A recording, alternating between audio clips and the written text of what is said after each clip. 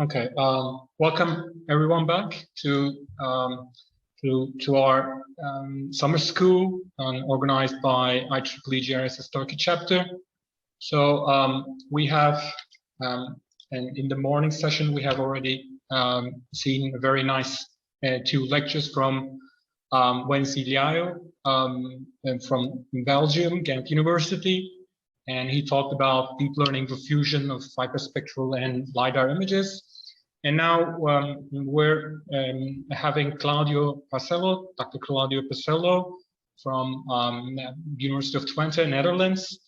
And I'd like to say I'm very thankful to him and warm welcome to him for joining us and supporting our chapter's organization and the summer school organization. So he's going to talk about deep learning from remotely sensed data to geospatial semantic information. So I have to note again that we have two successive sessions, so 1.5 hours each, and we have 15 minutes discussion and questions time after each lecture.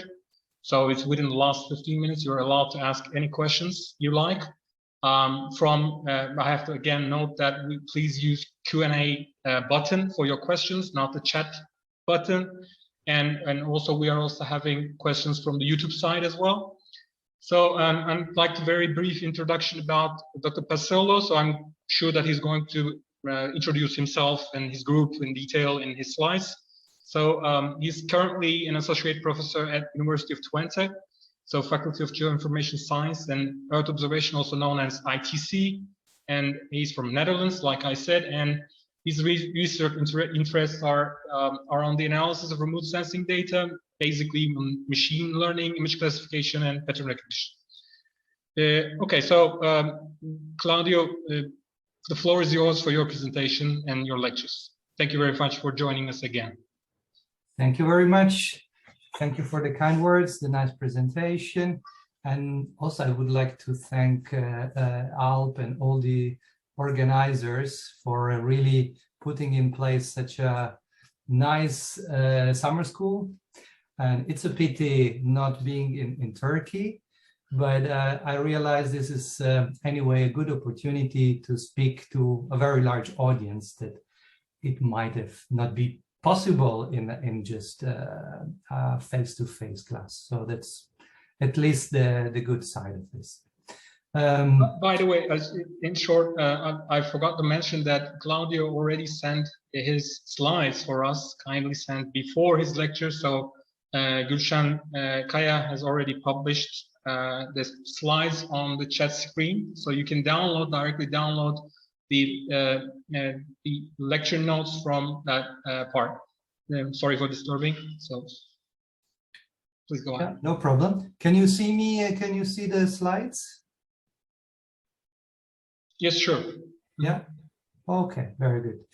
Okay, so yeah, as it was already said in this presentation, I will be talking about deep learning, of course, and maybe I will focus more on applications of deep learning. I've seen also in the previous days, yesterday, there have been a lot of talks more on the technical, theoretical aspects of deep learning. So I would be happy to show several applications of deep learning that myself and colleagues here in ITC are currently working on, and maybe give you also a little bit of the future perspective. What can we do next?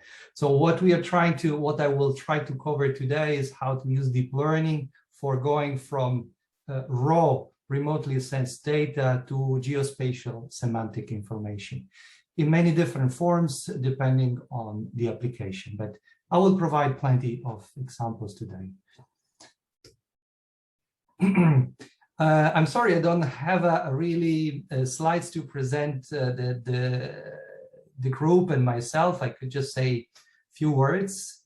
Yes, I'm associate professor in ITC, in particular Department of Earth Observation Science, EOS.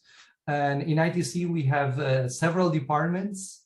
EOS is the one who is really interested in developing methodology and algorithms for the analysis of Earth observation data.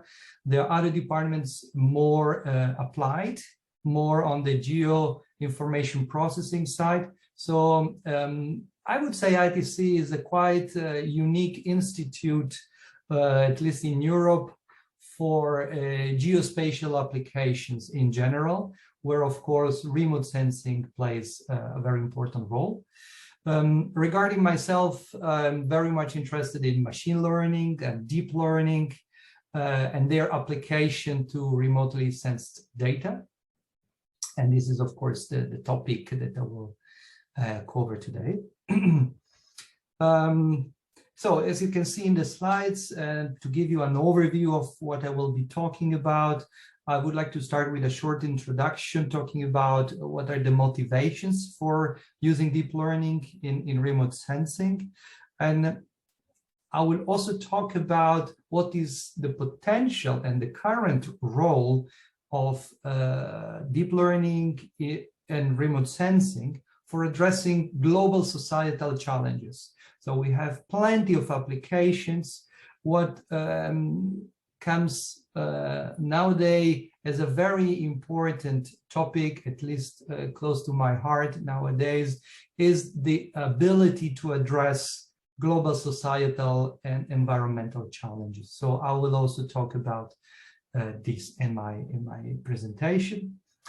I will also talk about a little bit more the technical side on deep learning for image analysis, and more specifically, I will probably very briefly recap some concepts related to convolutional neural networks I've seen that have been discussed quite in details in previous talks, so maybe I will not spend too much time on that, but also how these techniques like CNN and let's say variations of CNN's multiple architectures that have been developed in the last few years, how can they be applied and possibly adapted to take into account the characteristics of remote sensing data. One interesting subject is also how to use deep learning to directly extract object Polygon for many applications, mostly so far applied to objects like buildings and roads in an urban environment, but many other applications might come in the future. And then I think I will spend most of the time today talking about applications, and a little bit the focus is not only on that, but my focus will be on application towards the Sustainable Development Goals, as I mentioned before. So how to use deep learning for mapping cities, but also urban deprivation, slums, informal settlements, and how can we use this to assess socio-economic inequalities. And a second topic, application, very important, is mapping agricultural fields. And in this case, we will also look more specifically at smallholder farms, a topic very much related to food security issues. And I will also mention, it's not here on the list, but I will also talk briefly about mapping the risk of wildfire burns. So this is also an interesting topic, using and fusing several data sets. And finally, how to extract cadastral boundaries and ensure tenure security. Also a very important topic in the context of the SDG. But let me start with, as I said, a little bit of a motivation. Why do we need to? Why do we need deep learning? Why is it so important? So, well, you know very well, probably at this point, that we have plenty of remotely sensed Earth observation data nowadays available, an increasing number of data which are publicly open, available, consider the Sentinel missions and the Copernicus program. But there is a large variety in terms of data, in sensors collecting data with different characteristics. So here I just show as an example hyperspectral, very high resolution images, and also unmanned aerial vehicles or drones. and they all collect data with different characteristics, and they are all potentially very useful for many applications. We have also data collected from other sources. So I like to talk not only about remote sensing, but geospatial data more in general. And in that sense, we have a lot of data collected on the ground by using sensor, but also by people, by normal people, which are collecting information and posting them on social media.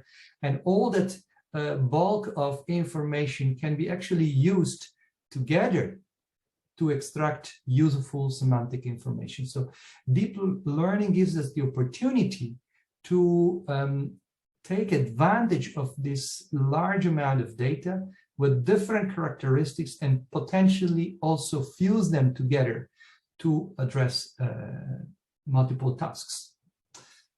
And in relation to what tasks? Well, the challenge is to extract efficiently the geospatial information, so extract the content of the data. And that, again, I guess you know this very well already at this point in the summer school, or also I guess you have a background or an interest in remote sensing. So machine learning, and more specifically deep learning, give us really the tools that allow us to develop automated method to extract information, semantic information, giving meaning to the data.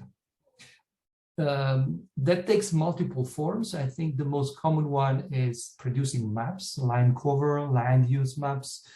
We can also develop more specific maps, for instance, mapping specific tree species in a forest area, or agricultural fields, and really detect and monitor agricultural fields and classify crops.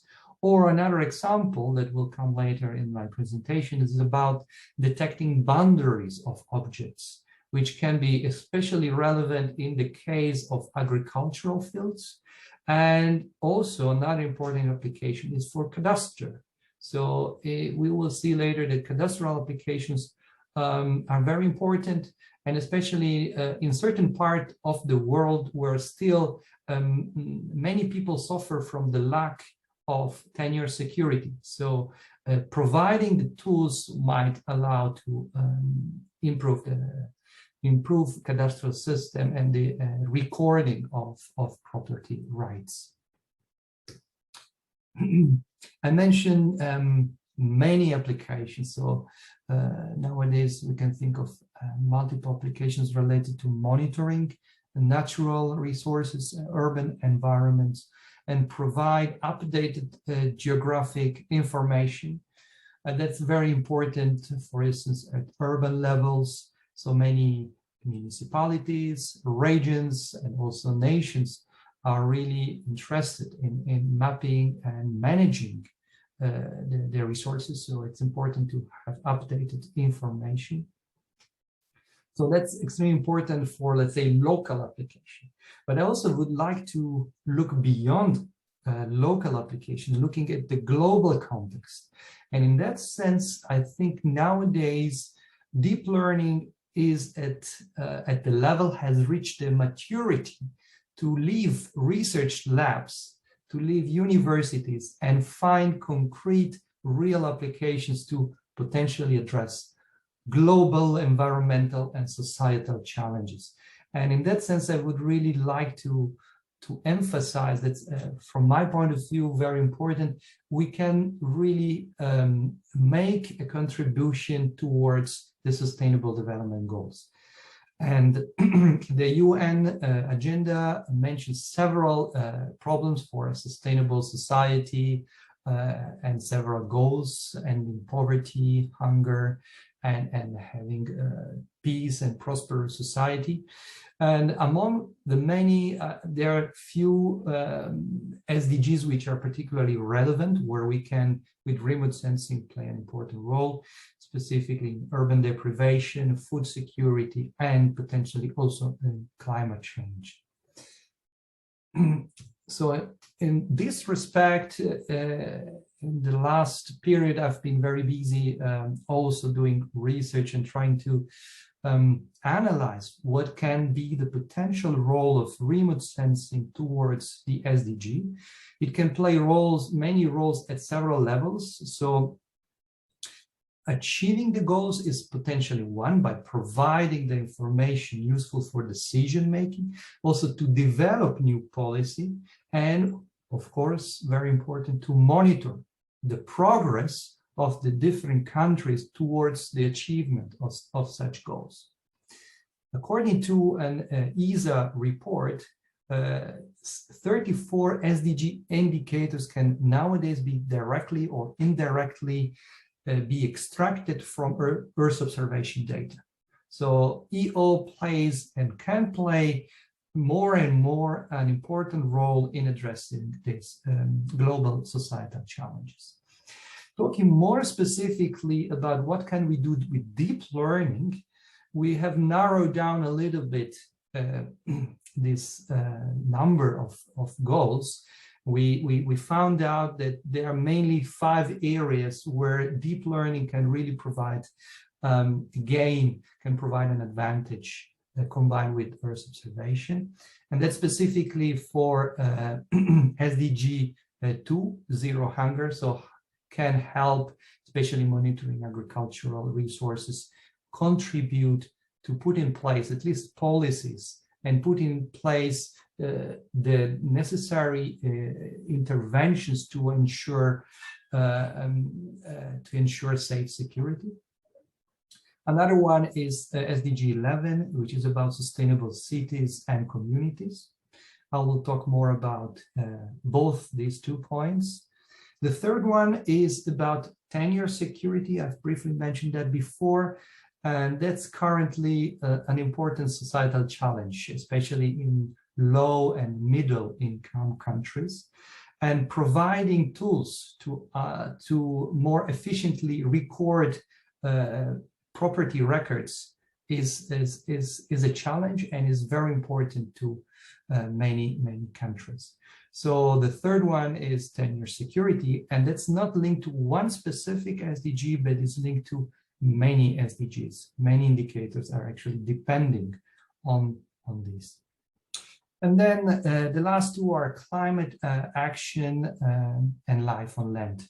So of course, remote sensing can provide plenty of useful information in that sense for more monitoring forest areas and different environments, and to preserve biodiversity and so on. So these are more or less the 5 areas that we'd like to focus also here. And more specifically, I think I will talk more about the first 3 I mentioned. So zero hunger, sustainable cities and communities, and tenure security. Okay, with that, I would like to move a little bit more to the technical part. But as I said, I would like to go a little bit quickly on this, I think, because this was covered already very well in previous talks.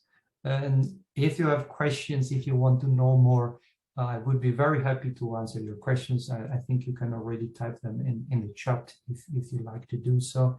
And I can answer them in the end, or I can also take some questions during the talk. There is no problem.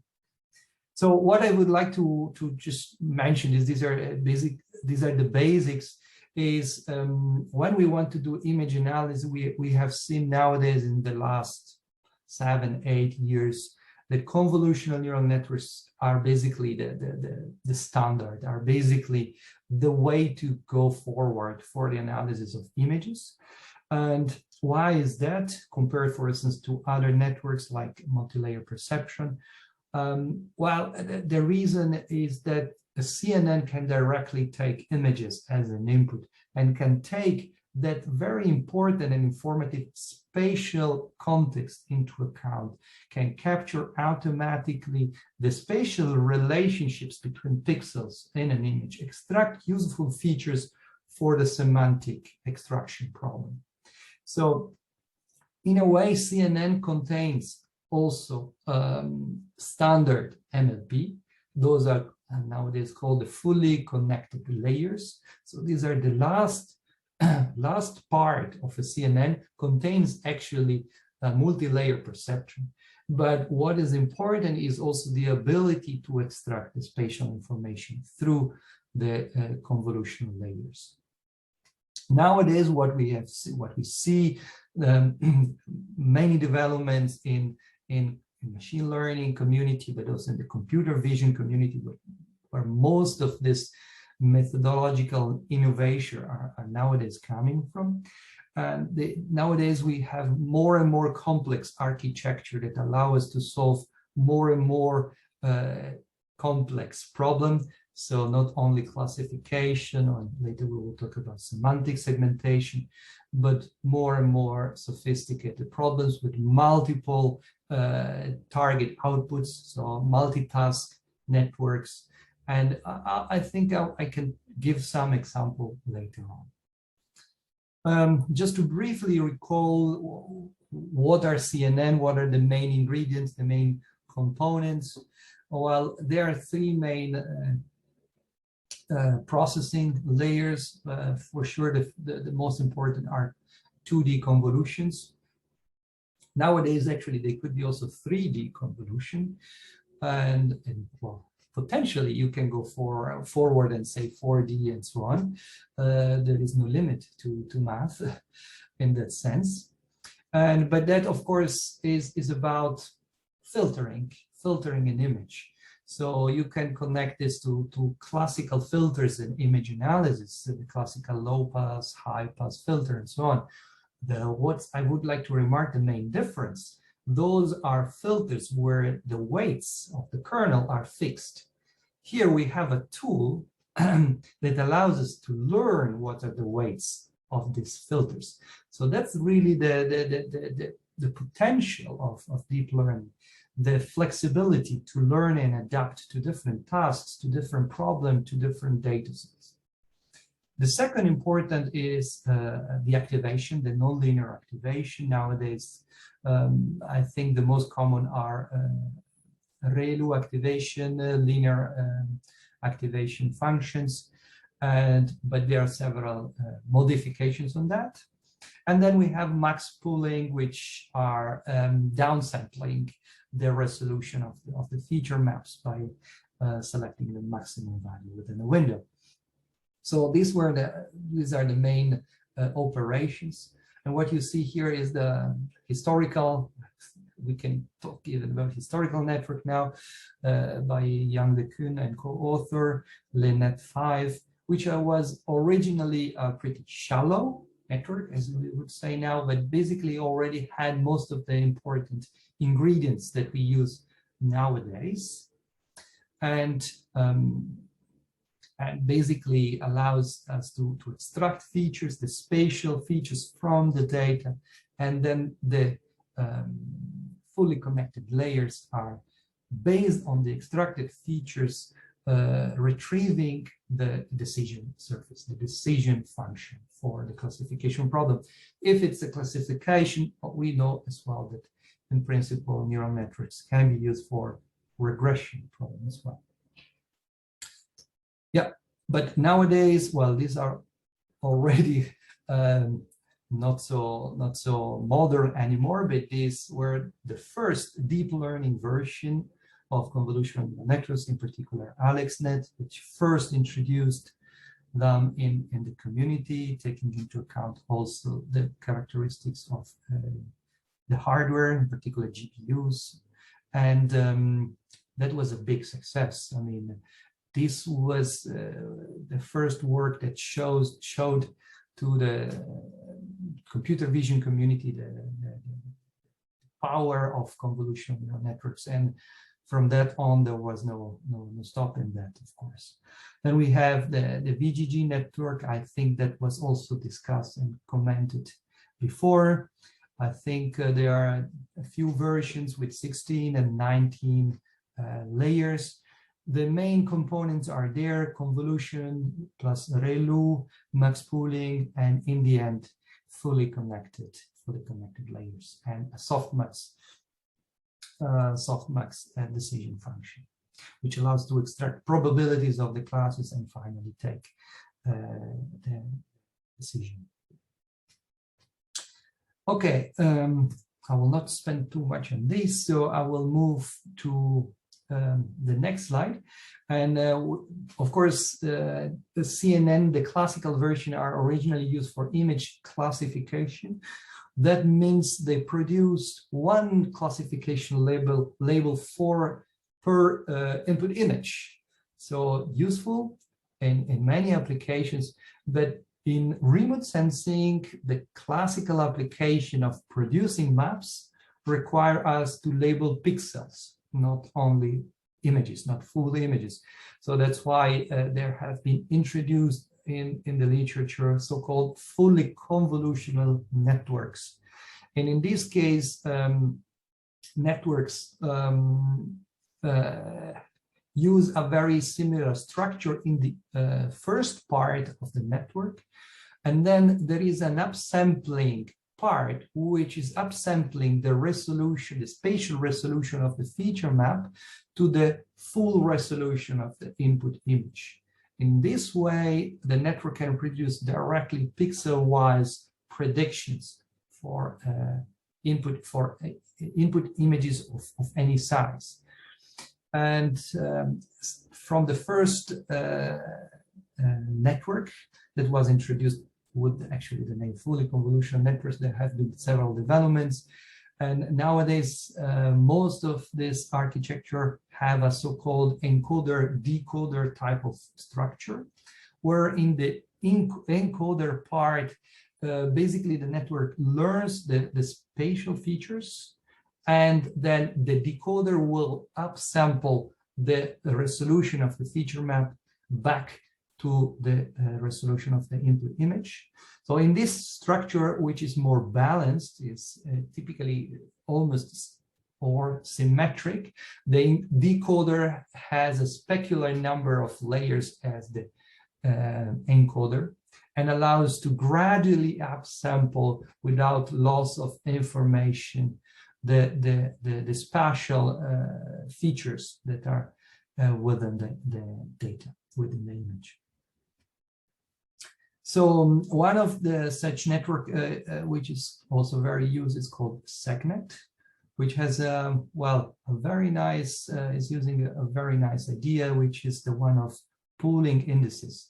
So it's not only applying max pooling in the encoder, but it's also storing the information of where is the maximum value within that window coming from. It's storing that index that is then used in the decoder part to upsample the resolution of the feature maps. So this is a very successful and very effective strategy to obtain accurate segmentations with a limited requirement in memory.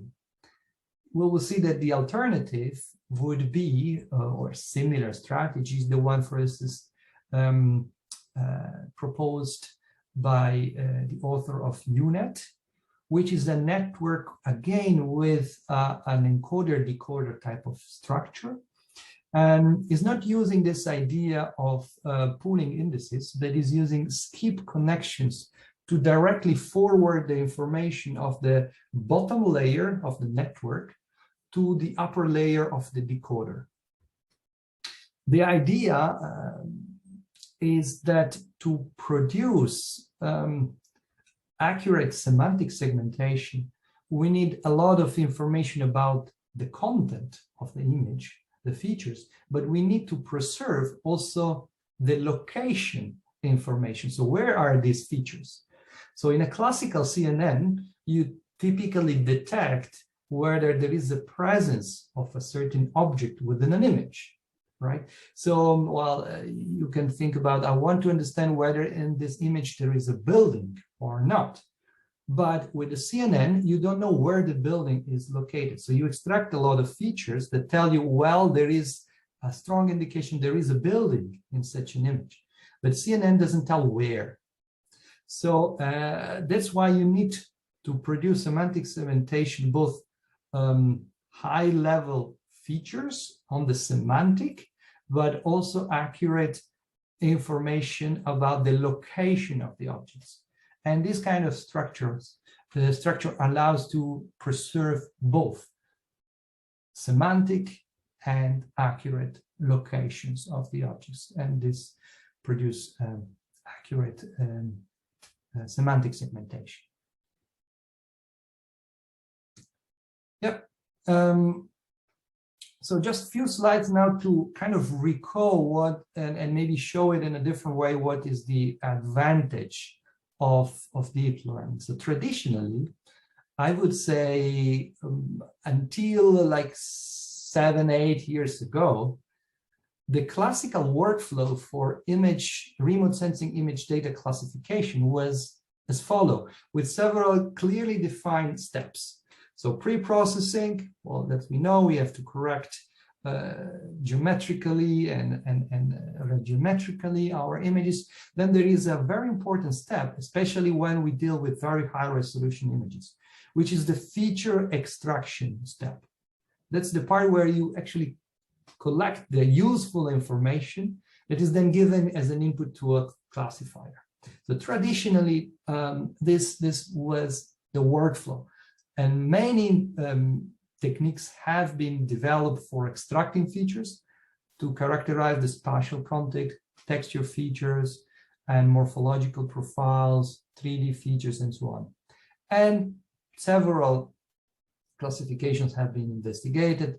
The most common were support vector machine, random forest, MLP, in general, non-parametric classification methods. So this was, so for a personal note, this, when I did my PhD, this was the standard. So I did my PhD from 2006 to 2010. And well, that was the way basically to do classification.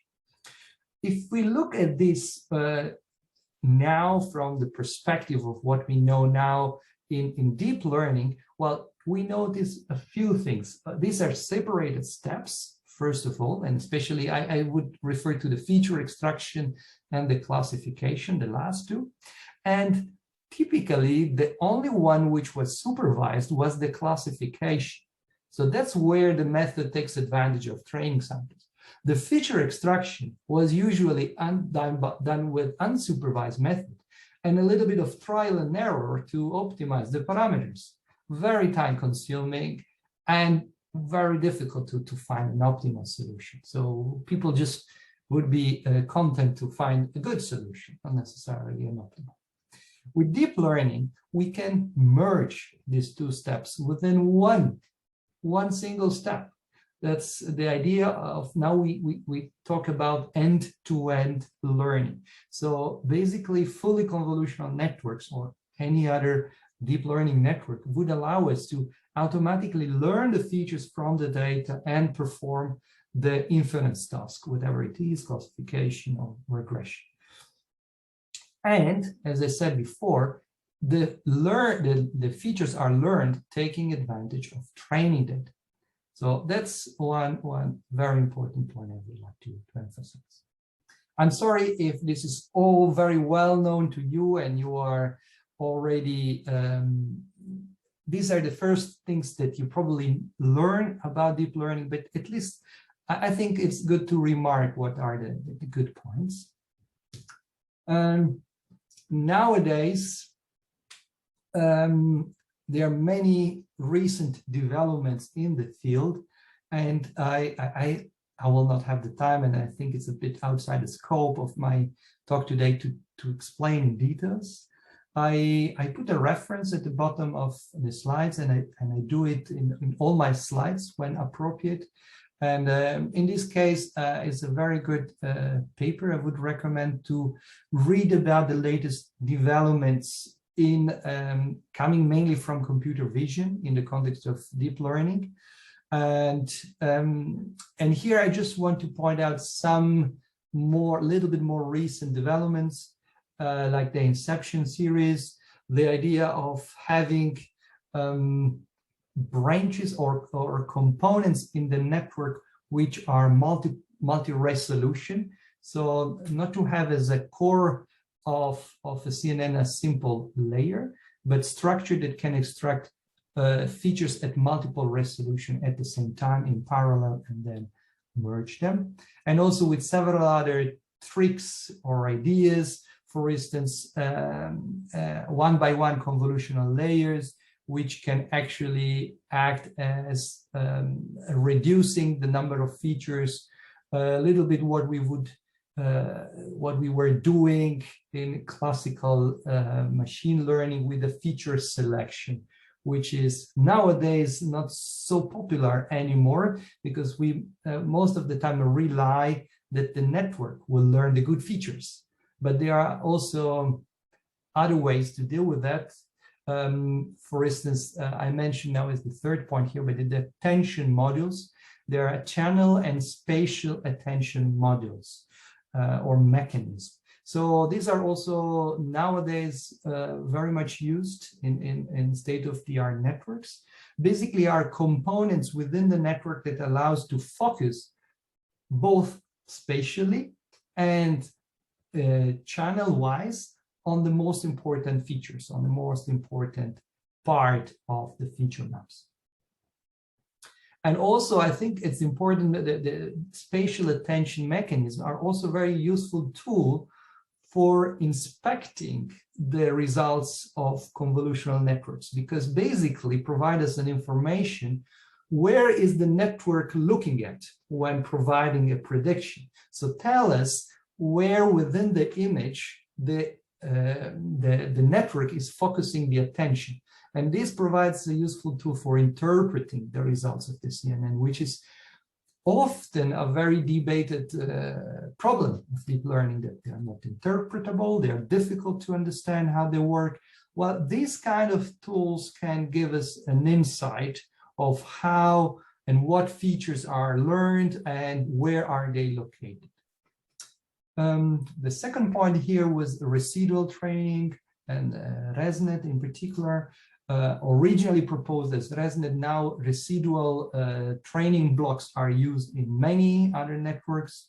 And basically these are structures that have shown to largely improve the ability to train networks, and specifically very deep networks. And this allowed the author to develop very deep networks. So more than 100 layers. I think they reached even 1,000 layers. So networks that would have not been trainable otherwise are now, they can be trained with these structures. Again, if you want to really learn more, I would have to point you to, refer you to the papers. Yeah, so I think these are some of the important concepts that are becoming more and more popular. And also last one I want to mention is efficient design. So we have moved from classical machine learning to deep learning by saying, well, we don't want to handcraft, we don't want to manually design the features. Well, of course, the next level would be, well, we don't want to design the network architecture anymore, because that's what has been done in the past few years, where different groups have developed their architecture. Designing, of course, is a very technical work to design specifically filter sizes of all the convolutional layers, what kind of activation functions, what kind of max pooling, how many layers. There are so many hyperparameters in the design of a network, which is impossible to explore them exhaustively in a manual way. So the new strategy is efficient design, or NAS. So network architecture, no, I forgot the acronym, system, I think. So it's about designing automatically the architecture and the hyperparameter of the deep learning network. So very interesting research direction as well. Okay, let me move. Let me move a little bit to the remote sensing side. So far I've been talking more about the developments in the computer vision and the machine learning community. But of course, we know that in remote sensing, we have specific needs. We have images, we have data which differ from classical computer vision images. First of all, we don't have only RGB images. We typically have multiple channels. We have multispectral, we have hyperspectral images. We have many types of different data. And from my point of view, I mean, a lot of people simply take a state-of-the-art network and they apply it to remote sensing with minor modifications. That's obviously a very valid approach, and it works quite well in most of the time. From my perspective, it's important, and it's I don't know, for me is fascinating, the idea that we can actually exploit most of the data, most of the information in the data, if we customize the architecture, taking into account the characteristics of the data. And here I show you an example. When we deal with very high resolution satellite data, you know very well, most of the time, sensors acquire both the panchromatic channel and multispectral bands, a different resolution. And what people do in a classical approach, they perform a pan sharpening or any form of data fusion so that they can be aligned with the same spatial resolution. And then, well, they can give it as an input to any CNN or any classifier. Yeah, but the idea is, well, why don't we take into account the characteristics of the CNN and we just do some, well, not very difficult, some modifications to adapt it to take into account the characteristics of our data. So what I'm saying, we can design a network here. Well, you see, we call it FuseNet, which is able to just take as an input two different streams with two different characteristics, the multispectral bands and the panchromatic one, and fuse within the network and then learn the features and perform classification. So in such a way, we see that with, and I see this as a trend. We see that deep learning will more and more go towards including multiple tasks within one single learning framework.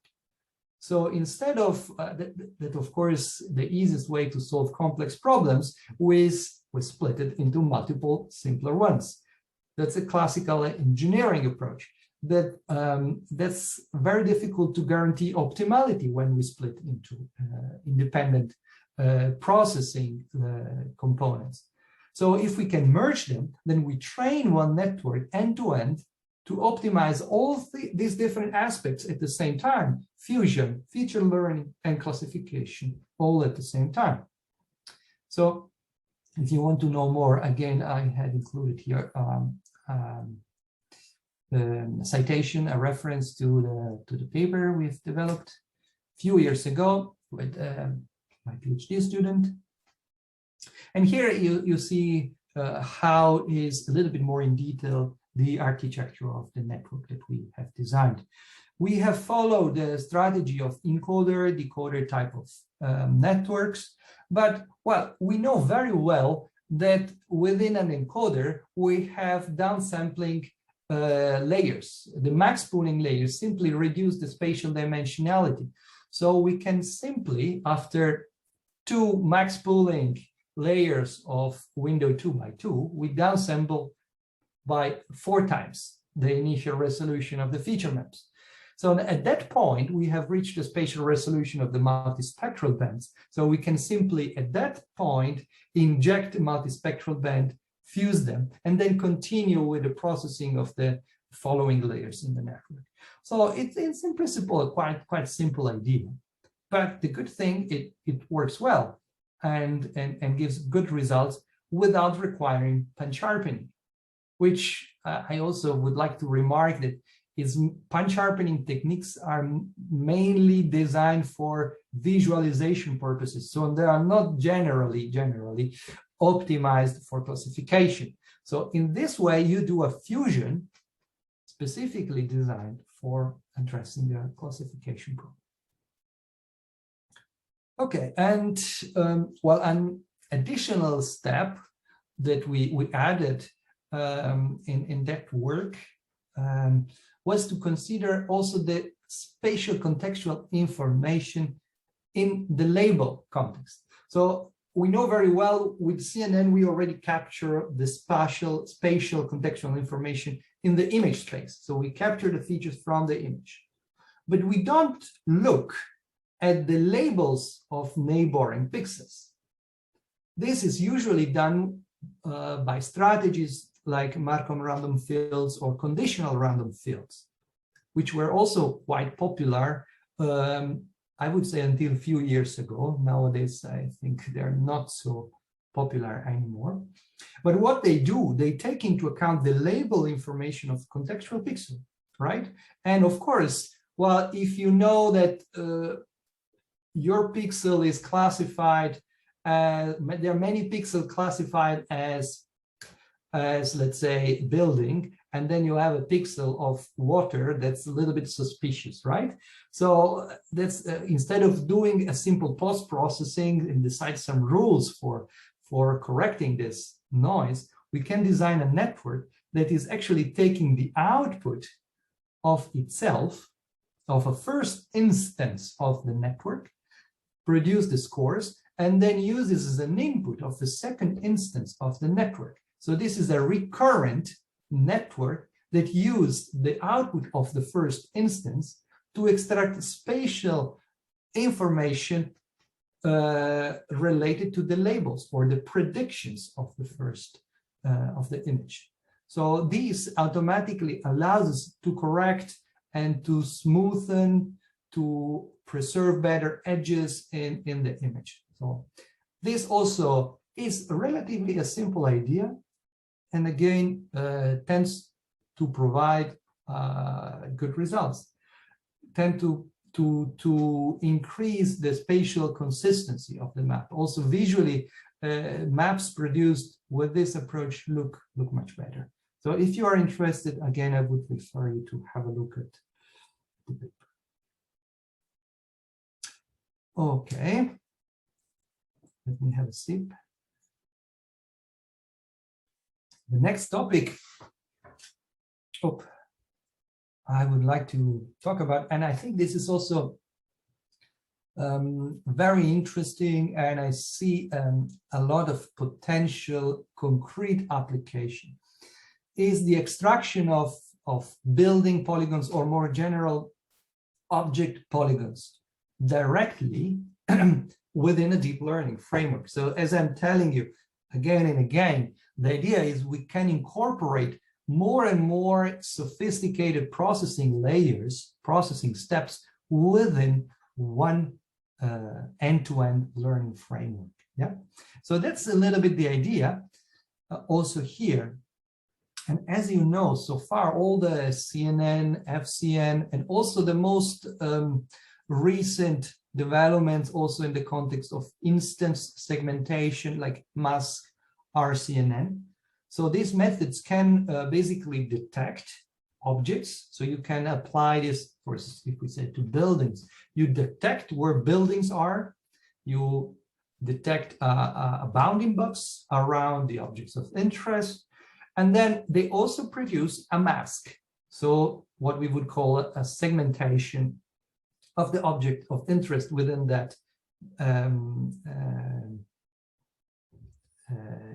area. So these isolate different objects and create masks. However, the output is always a raster. So until now, we always talk about raster image analysis. We have raster as an input, raster as an output. But we know that for many GIS applications in our domain, most of the time, people work with vector data, with polygons. And also, we know that, and here you see a result of mask RCNN in a building delineation application. These kind of techniques tend to over smooth corners, tend to have problems with shadows, overhanging vegetation, and so on. So the results are not optimal. Maybe they are good, but if you want to use them in operational applications. And for that, I think about producing cadastral maps, producing official, national, or regional databases of buildings. And I'm talking about these from my concrete experience. I've been collaborating with the Dutch Cadastral now since years. And in the Netherlands, we have plenty of data, open available data. We have also spatial databases with the footprint of the buildings. They are all in Polygon format. And the result that you obtain with raster image analysis are not optimal. So one would have to apply additional post-processing operations to regularize the objects. So the question is, can we do this within one network? Can we do this with deep learning? So with this, I would like to refer to some state-of-the-art frameworks developed by peers. And let me mention here like three state-of-the-art strategies. The one is Polymapper by Lee et al. I'm afraid I don't have the full reference on the slides. There were too many citations, but I'm pretty sure if you just Google Polymapper, you will immediately find the original paper. And this is a very interesting work where it introduces a deep learning network that automatically extract objects and provide outputs in a Polygon format. Yeah, and it works with an end-to-end framework. So within a complex network, as I was saying before, this is really an example of a complex network with multiple tasks, with multiple loss functions and multiple components. And the first, let's say, part is detecting the object, extracting the edges, the boundaries, and then finally there is also an RNN, a recurrent neural network, that based on the extraction of the corner is connecting them in the proper sequence so that you can close the polygon and obtain a closed polygon for each object. So this is a very nice example of an end-to-end framework for object polygon extraction. Actually, the original paper applies the method to both buildings and roads. Then I've done also some work with my PhD student, Wu-Fan Cao, and we actually developed on top of Polymapper. And while in this slide, I call it Polymapper++, just to be clear, that's not the way how it is called in the paper, but I didn't know how to call it here, so I just called it like that. But basically, in this work, we have improved several components of the network. So the feature extraction, for instance, including those elements that I was talking about before, like channel and spatial attention models, which typically improve the performance, especially when you want to extract very clear, very regular edges of the buildings. And also we improve the RNN part, introducing stepped com-GRU. Last, and I think also this is a very interesting work I would like to talk about shortly, is the frame-filled learning framework by Girard et al. This was a paper introduced last year, I think was originally an archive paper, and I've seen this year it's also published in, I think, CDPR. So this is a different approach which splits the task in actually two steps. So this is not an end-to-end, completely end-to-end approach, but there is a semantic segmentation network. You can see here that the figure below, which is extracting multiple information layers, let's say, so multiple tasks.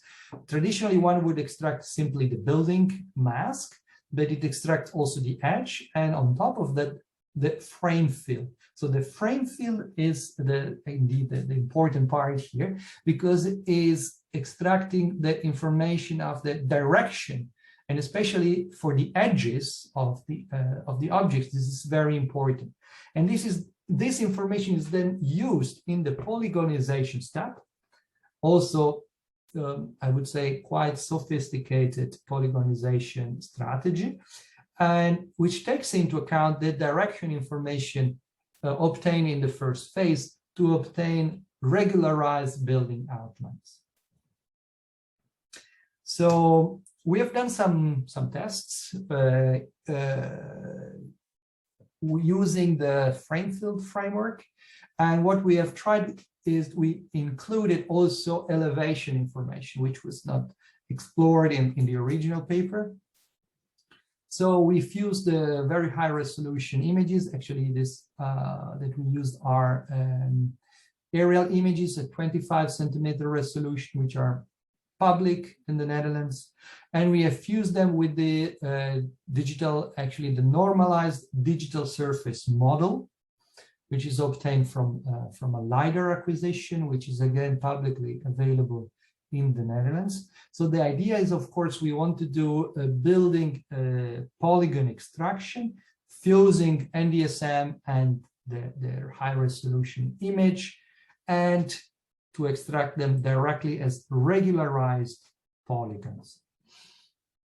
One aspect that also we investigated, and it's very important from my point of view, how to assess the accuracy, because most of the traditional metrics are designed, at least the one we use in remote sensing, are designed for raster maps. So they're calculated at pixel level. From computer vision, we have also measures at object level, but I think it's important in this case to use specific metrics that are designed for polygons, for vector output. So that's also what we try to do, and we'll see later. So we did some experiments in a data set of Enschede. That's where I'm living. That's the city where University of Twente and ITC is located. And we have used the official data set of the buildings from the public registry.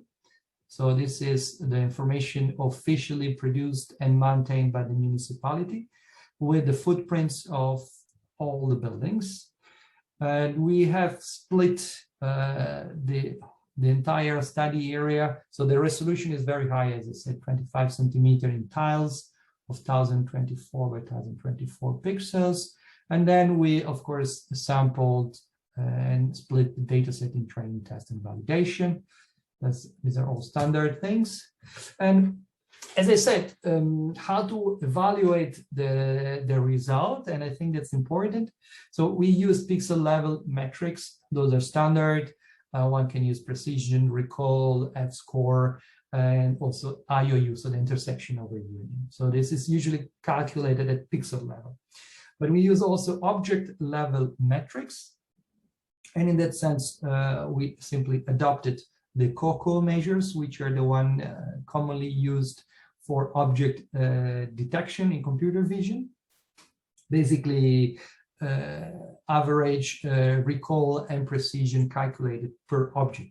So the difference is these are calculated per object, so not per pixel. Okay? And then what we wanted to do also to introduce metric that look at the polygon level. So how accurate are the polygons that we extract? So there is one information that we completely ignore with the two other measures, which is the location of the vertices of the polygon. So when you rasterize, this information is completely lost. But you could have very similar polygons with a very similar footprint, but one polygon has maybe 50 vertices and the other one has 1,000 vertices. Well, from the point of view of a real agency that has to edit and maintain this information, it's of course favorable to have small and regularized polygons, which are easier to edit and easier to maintain. But that's completely missing if we use just other metrics. Okay, so let's see some of the results that we obtained on the previous dataset.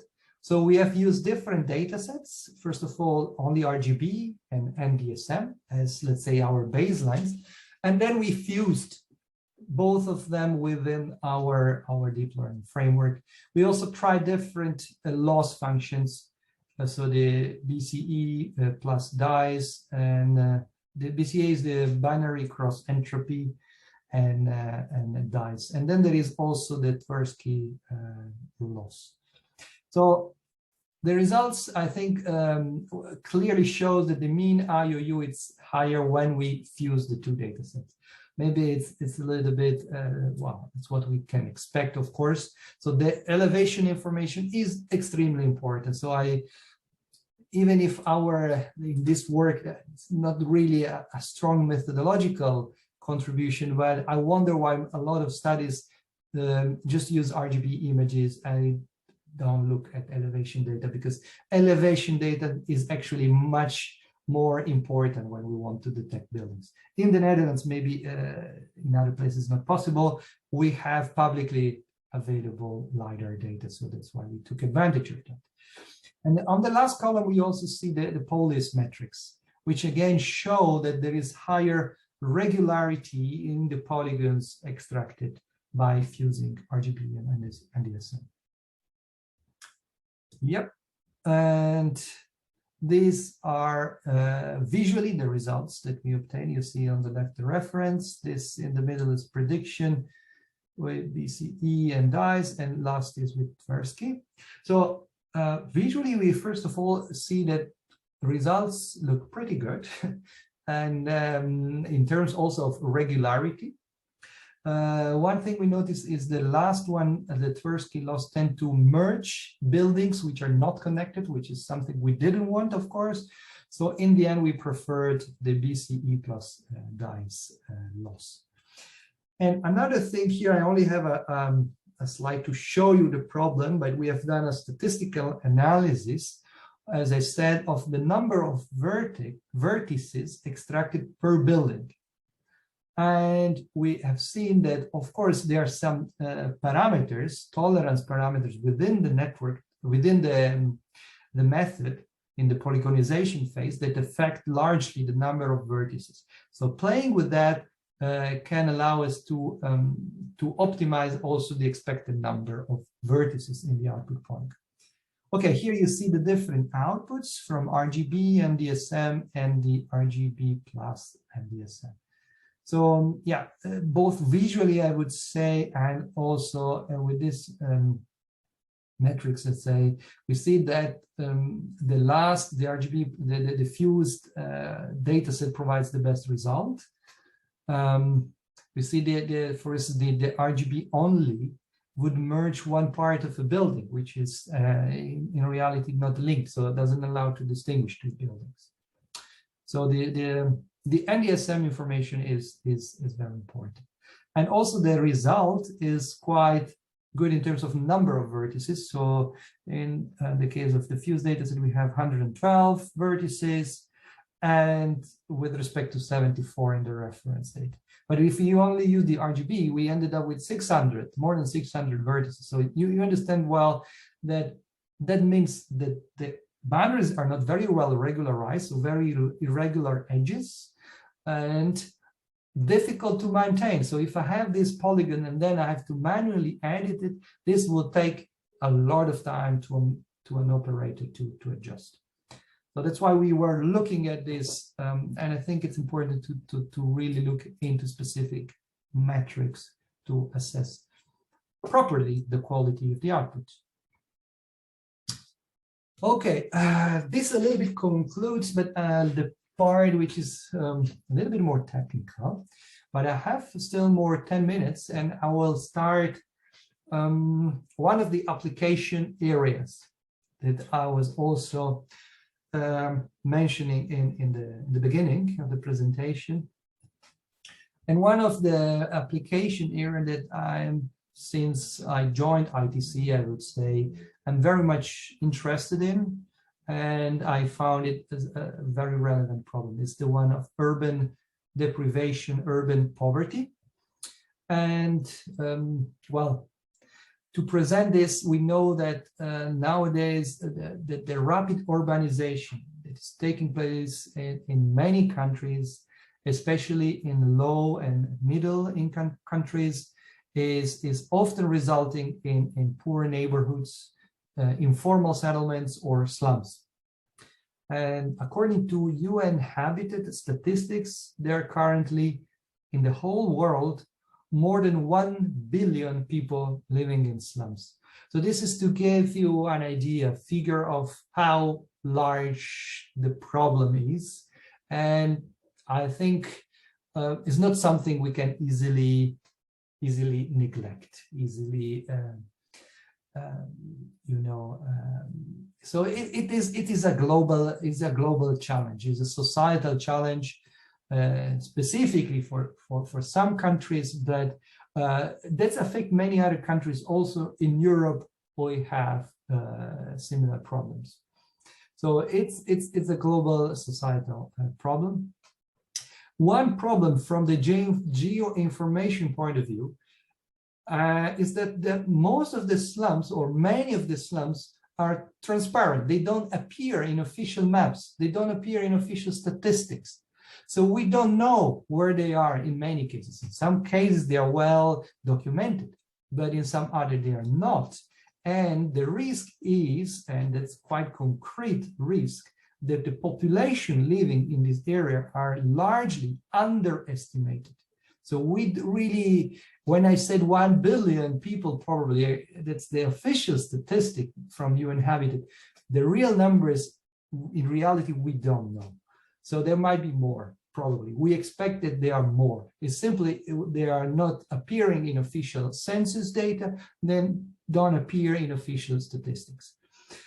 Of course, this is something we could try to, at least what we can do with remote sensing is try to map where are these areas, and we can try to provide geospatial information which is useful for at least monitoring the progress towards providing better living conditions. So this, as I mentioned in the beginning, is a societal challenge which is well recognized also by the Sustainable Development Goals, and in particular SDG 11, which is aiming at making cities inclusive, safe, resilient, and sustainable. You know that in the UN SDG agenda, there are 17 Sustainable Development Goals. For each goal, there are specific targets and indicators. And indicators are those that have to be monitored by the countries. And every country is supposed to provide information about these indicators to monitor the progress towards the SDG. So in particular, SDG 11.1 is aiming at ensuring access for all to adequate, safe and affordable housing and services, and upgrade slums. And indicator 11.1.1 is the one where we, with remote sensing, could provide valuable information. It's aiming at assessing the proportion of urban population living in slums, informal settlements, or inadequate housing. So with Earth observation, we can actually improve the assessment of nowadays. Still, most of the information provided to the SDG is through through classical statistical offices. Mostly they don't use remote sensing, but with remote sensing we can improve, of course, the ability of mapping where are they located. And also one other important, which is very important, is the consistency between countries. Different countries have different way of counting. First of all, they have different ways of defining slums, and they have different way of reporting them. So statistics are usually, well, they're very difficult to compare between different countries. So to ensure consistency, remote sensing, well, it's in a way, it's providing a sort of an objective and consistent way to map and monitor informal settlements. Yeah. So within this context, I've been involved with several research activity, trying to, in a way, contribute where possible, and using remote sensing. One of the first activity I've been involved was with my PhD student, Caroline Fevert. And with her, she really did a very good job investigating the potentials of UAV or drones for mapping informal settlements. And of course, she has done this within also a specific project, an upgrading project in Kigali, so the capital of Rwanda, where the municipality has in place an upgrading project. So it's willing to improve the condition of the slum dwellers. But of course, the geospatial information is important for decision-making, for planning activities, for planning renovations, for planning where should we place a new road, where should we build new infrastructure, and so on. So the geospatial information is useful, I would say, at multiple levels. One is providing updated geospatial information for upgrading, for interventions, and the other way is for monitoring the progress, for checking to observe how is the situation evolving in time.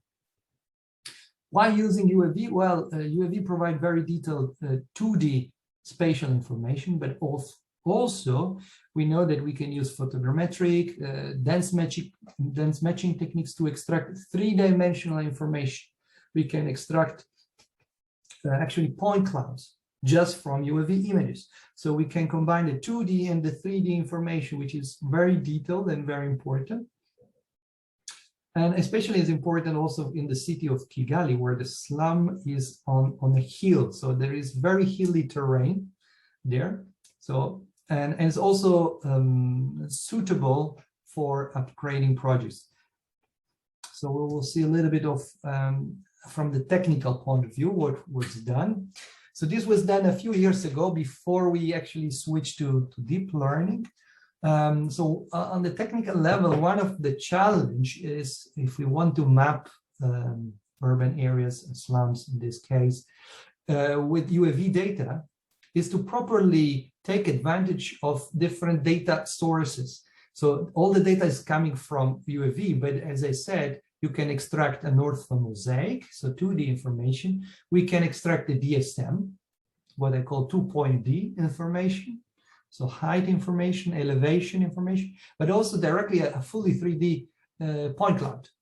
So what we did, we designed a multiple kernel learning approach that would take into account and properly optimize the feature extraction from each of these different streams with different data source as an input. And the final classification was done with a support vector machine. So this was a first work we have done. And then we actually switched to deep learning, and we developed an approach, in this case, for monitoring what is the effect of interventions on the ground. So the work I showed before was done in the beginning of the project, and this was done towards the end. And the idea was to automatically map the changes due to the upgrading project going on in the city. And here you see, for instance, the two images acquired in 2015 and 2017, while you can clearly see that a new road has been built and maybe was still in the final stage of building it, and some buildings have been renovated and so on. So what we did, we developed a deep learning strategy for change detection. And from a methodological point of view, one of the issues we encountered was, well, how do we collect training data? That's very often one of the bottlenecks, very often a problem, especially in real applications. Of course, a lot of researchers use benchmarks data set. That's very good. That's fine when you want to develop methodologies. But when you go for operational applications, well, you often need to acquire data by yourself, by manual digitization, and so on. So we developed an expert knowledge, a rule-based approach to extracting the labels. So using some rule, using several indices, we can derive a first and maybe dirty initial training set, which is not perfect, but is good enough for training an FCN. And this FCN then would take into account the spatial contextual information and so on, and provide a good map. So basically, we are combining a very simple rule-based approach with the FCN, and this results in a fully unsupervised method, which provides change detection map. And also, we don't only distinguish changes, what we tried also to distinguish different types of changes. So we distinguish first new buildings and changes in the roof material. So which were and also new open spaces. So we can see, and if you look at the maps here on the right side, we can see the maps that we have obtained. Mapping and the changes indeed in different roof types, new open areas, open spaces, and new buildings. Okay, I think I could stop here, and because I see there is 15 minutes, and I think it's good to leave this time for Q&A session. Okay, thank you very much, Claudio, for this part. So I'm sure that we have some questions for you from the audience and from our panelists. So I'd like to start with the Zoom questions raised by Zoom. So the first question is related with the AlexNet and VGG. So this question was raised when you're talking about that slide. So Sonam Gourmet asks that, can AlexNet and VGG be used for remote sensing data?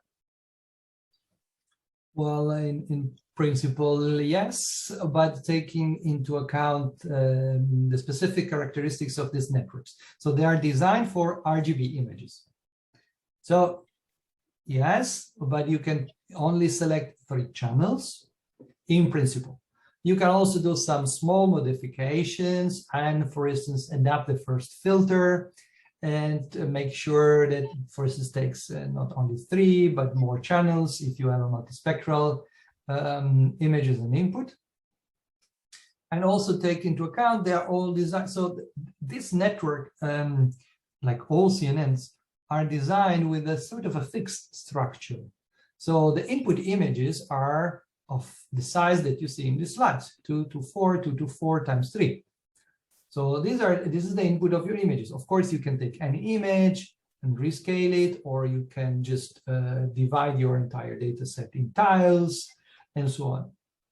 So in principle it is, but why not just making some maybe minor, or maybe even not only minor, but some more substantial modifications to adapt the network, the design of the network to the specific characteristics of the data. So that's what I would suggest. And there are nowadays several other examples of researchers that have done such work. Okay. And also, sorry, just let me add one more thing. These networks are designed, let me remark the difference, image classification. So you give an input as an image, you get one label. They don't produce a map, just to be clear. These networks don't produce a map. It's not a semantic segmentation. Okay, the second question comes from Hani Sojai. So I'm sorry for my spelling. So if I'm wrong. So did you use a pre-trained UNet for the Enschede experiment, or you trained it from scratch? I have to think about that. I think it was from scratch, but I'm not 100% sure. If I have to be honest, I would have to go back to the paper. But if I have to comment on this, we have in this case quite a large number of training data. I might be wrong, but I don't expect a large difference in this case, because we have anyway a large, pretty large, of course, there are even much larger data sets, but considering the very high resolution, this is, I would say, large enough for training our network.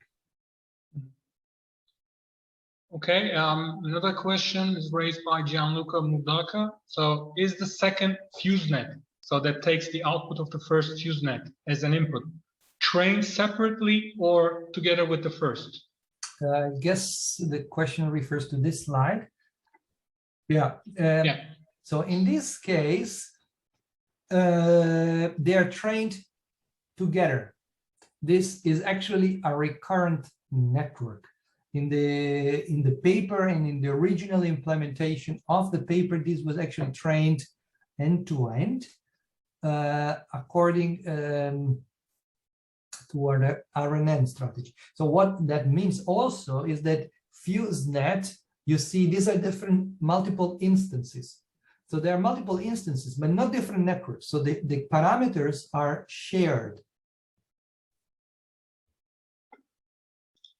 Okay. So another question is from, again, Anai. And so I can see from your maps of change detection project that you had faced with imbalanced data. Am I right? So how could you handle it, since it can be so important while using FCN? Okay, is this a generic question or for one specific work or for? So I think it's I think it's a generic one from your maps. So based on a change detection project. So I think it's this one. So you're faced with imbalanced data. So I'm not sure what he or she means with imbalanced data.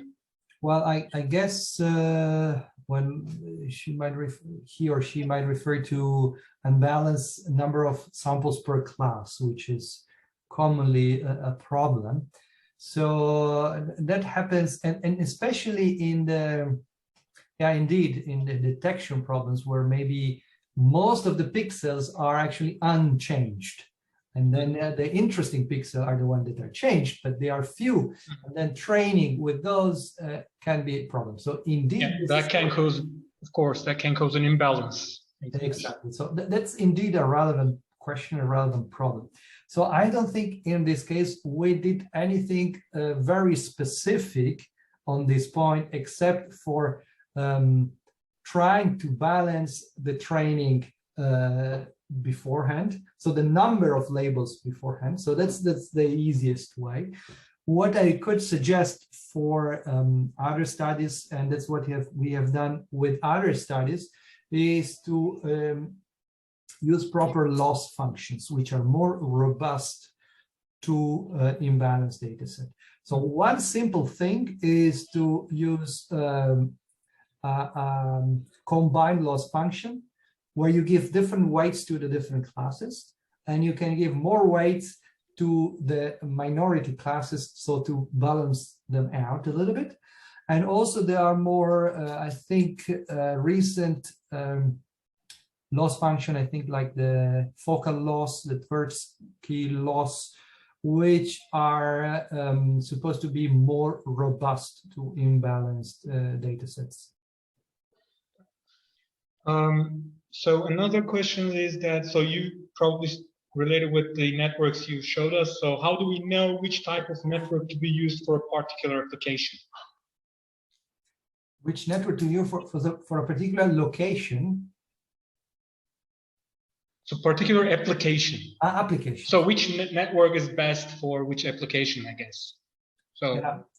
Well, of course. Again, or can we summarize the networks in that way? So let me try to. It's very difficult because it's a generic question. So of course it depends on the specific application. Maybe I can try to give a few directions at least.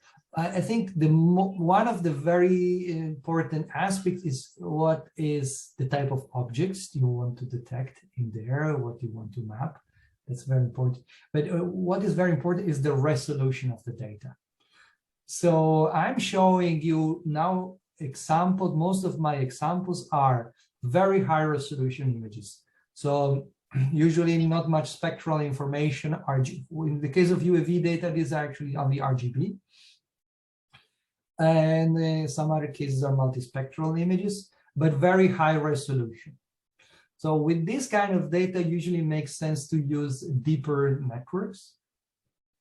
When you use, and it's a pity because in these slides I didn't show examples, but something I'm currently very much interested in working on is using Sentinel data, or using in general data of lower resolution. So when you move towards lower resolution data in remote sensing, experience tells that you don't need necessarily such deeper networks. And deeper doesn't mean always better, you know. So it means it is usually better when there is a lot of spatial contextual features to extract. That's the ability. That's what the CNNs can do. But if you have lower resolution data, usually you have less of that information in there.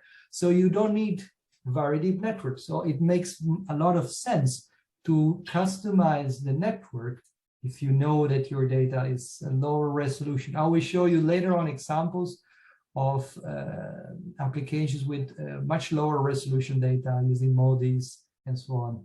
And in that case, of course, the design of the network is different. Okay. And then I could open the whole world just to mention, if you use SAR data, well, you might want to use specific networks which are taking into account that your data is a complex value. You have the intensity and you have the phase information, so you want to take that into account. We have done some work on that, and I'm not going to present it today because I also seen that there is another talk on this. So I think Ronnie will talk extensively about deep learning for SAR data in 2 days. So I think he will cover that part very well. Okay, so another question comes from the Polymapper++. So can we use Polymapper or Polymapper++ for tree counting with integration of vegetation indices? Tree counting. So detection of counting trees. I would like to say, well, in principle, yes, but I don't think is the killer application of Polymapper, to be honest. Why? Well, because the good thing of this approach is that it extracts polygons, and polygons are good, very good, when you want to extract regular objects. So buildings are typically have regular shapes, regular geometry. You can do it. Nobody prevents you from applying this to trees, but then the regularization part is a bit more tricky, I would say. So maybe a standard approach.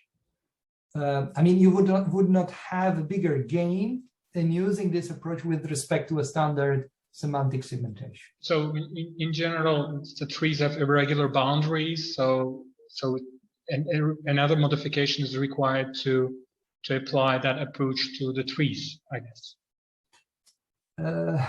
Maybe yes, but I think you could just use standard polygonization methods for, I mean, it's something to explore, so to say. But the thing is, you don't expect very high geometrical regularity in trees. Of course, you expect maybe sort of a spherical shape or something like this, but it's a bit more difficult to tell. Okay, so there is an explanation about the previous questions related to the change detection imbalance data. So he or she is talking about Enschede map. So I'm not sure whether we have a change detection. Okay. Yeah. Okay. So it was about the Enschede data, the imbalance class. So I think, yeah, indeed, I think that, yeah, indeed, this was mentioned. We had an issue because, especially going out from the urban area, we had an issue with false positives. So because when you train only in the urban area where there are a lot of buildings, this gives a completely different prior probability of having a building and having something else. When you move outside, this prior probability is completely different. So our problem was that by training on the urban area, if you want to apply this to the rural area, where there are a lot of fields and some houses here and there, then you would have an issue with that. Okay. So I'm moving to the questions raised from YouTube side. So, and Sarma Ismail has two questions. So the first one is, what are the best hyperparameters of deep learning for semantic segmentation problem?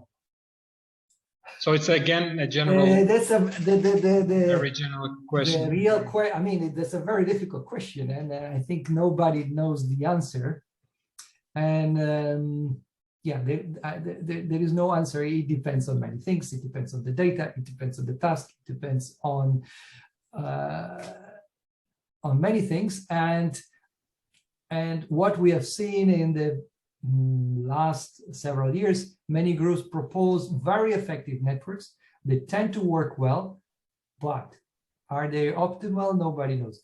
Maybe the answer would be to go towards this NAS, so network architecture search. That was maybe the word I was looking for, and which are basically optimization algorithms that really look at all possible hyperparameter values and can optimize that. But again, having one single optimized network might be optimized for the specific dataset. When you change to another dataset, nobody can guarantee that's the optimal one. Okay.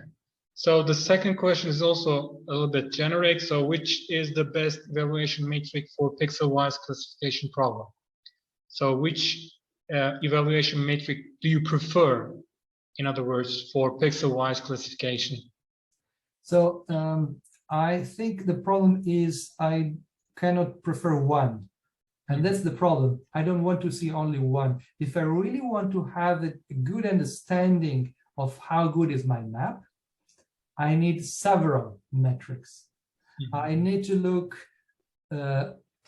if I want at the pixel level, I want to look at the whole confusion matrix at least. And then of course, from there, you can extract overall accuracy. You can extract producer, user accuracy. Nowadays, I see in many papers, what is becoming sort of a standard is to use the F-score for many papers, or the intersection over union, or I mean, the F-score is the geometrical mean between precision and recall. So it's anyway summarizing the information of two aspects. But also, this is only looking at the pixel level. So I would go beyond that, especially when you look at maps from images at very high resolution. So you want to see also the geometrical quality of your map. And then that is not captured by pixel-wise metrics. So we have to use different metrics that you showed us. You have to use multiple metrics. Yeah. So it's a complex problem. I mean, you cannot summarize the information of an entire map in one number. Of course you can, but you need to be aware that you lose a lot of information. That's correct. Okay, so the next question is from Shafira Nisa. So for deep learning approach, what programming language was used? So which programming language do you prefer for deep learning studies? So in my group, we are mostly working with Python. And I think that's nowadays the most common and popular approach. I think people can also use R. R is quite common in remote sensing, and I know many people using it, but for deep learning, I think it's still not so common. And then also, sometimes, and I think often, the choice depends on what you want to do. And you don't want to start from scratch, especially when you do research. You want to take advantage of other groups, what they have done. And then I think nowadays, most of the people work in Python. So if you look for codes which are already available and you want to build on top of them, most of the time you start with Python codes. And then specific libraries, again, nowadays, I think TensorFlow, PyTorch are the most common. Okay, so our last question for this part comes from Mr. Samuel. So I love the change detection work in Kigali. So did you try using satellite data to train your model? If yes, what satellite image resolution did you use? Short answer, no, we didn't. And one can do it, but let me say that here the resolution of our data, I think I didn't mention, but was like 3-4 centimeters. So we are looking at extremely detailed information. One can use satellite data, but need to be aware that I think the highest resolution from satellite you can get is from WorldView 3, and that's 25 centimeter. 30 centimeters probably. Or yeah, but and I think they're usually resampled for outside US, so probably you get 50 centimeter. So I would say, well, you could, but don't expect to do the same type of detailed analysis. Okay, so I think we have no more questions. So I'm sure that our panelists also have some questions, but we don't have time. So I'd like to close this part and have a short break and then start with 15:45 in Turkey's local time. So let's have a short break and then let's continue to our lecture. So thank you, Claudio, for this part. Thank you. Thank you very much. See you. So, short break. Thank you.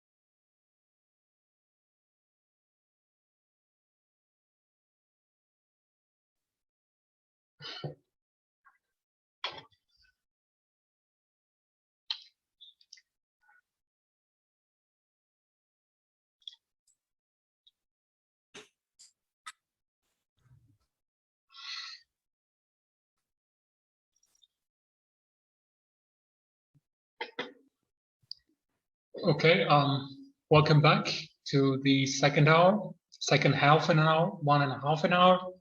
So, Claudio, you may continue to your lecture. Yeah. Thank you very okay. much. Thank you very much. Do I have to share again my screen? Yeah, I think. Sorry, then. Yeah, if I have to share okay, now, screen. Now it's okay. Now it's there. Yeah. Okay, very good. Welcome back. So let's continue talking about different applications in the context of mapping urban informality and urban deprivation. And now we move from UAV data to satellite data. And also would like to clarify from the application point of view, it's a little bit different what we are trying to do. So with UAV, we really acquire very detailed information for an informal settlement. And that's usually geospatial information that is useful for upgrading projects, so for the municipality. And this can be done, of course, to well-known informal settlements, and usually makes sense where there are relatively large slums that need to be upgraded, and there is a need for geospatial information. From space, the resolution is a little bit different, but what we can do is to map large areas. And here the challenge, the problem is a little bit different, is to map where the slums are. And it happens sometimes in some cities. There are many slums scattered in different parts of the city. That's very common in certain cities in Africa, for instance, but also we will see later on an example from India, the case of Bangalore city. So in that case, well, it's also relevant to understand where are the informal settlements and to produce as much as possible accurate maps of their location and extent. So what we are talking about now is mapping informal settlements using satellite images, very high resolution, still very high, but at the level of 0.5 meter or 1 meter, not about a few centimeters. So there is quite the difference.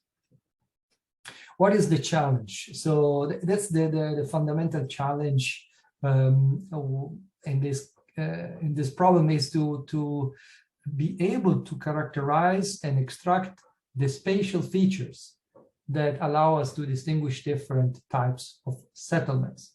So we don't want simply to say, well, this is the building, this is the green area, and so on. Here, the spatial contextual features plays a fundamental role. So the texture. So what we see is, for instance, slums area are typically very dense urban areas with small buildings. Also, the roof materials plays a role, of course. But just to be clear, from a remote sensing perspective, is not the spectral information that is playing the major role. It's the spatial information here that is important.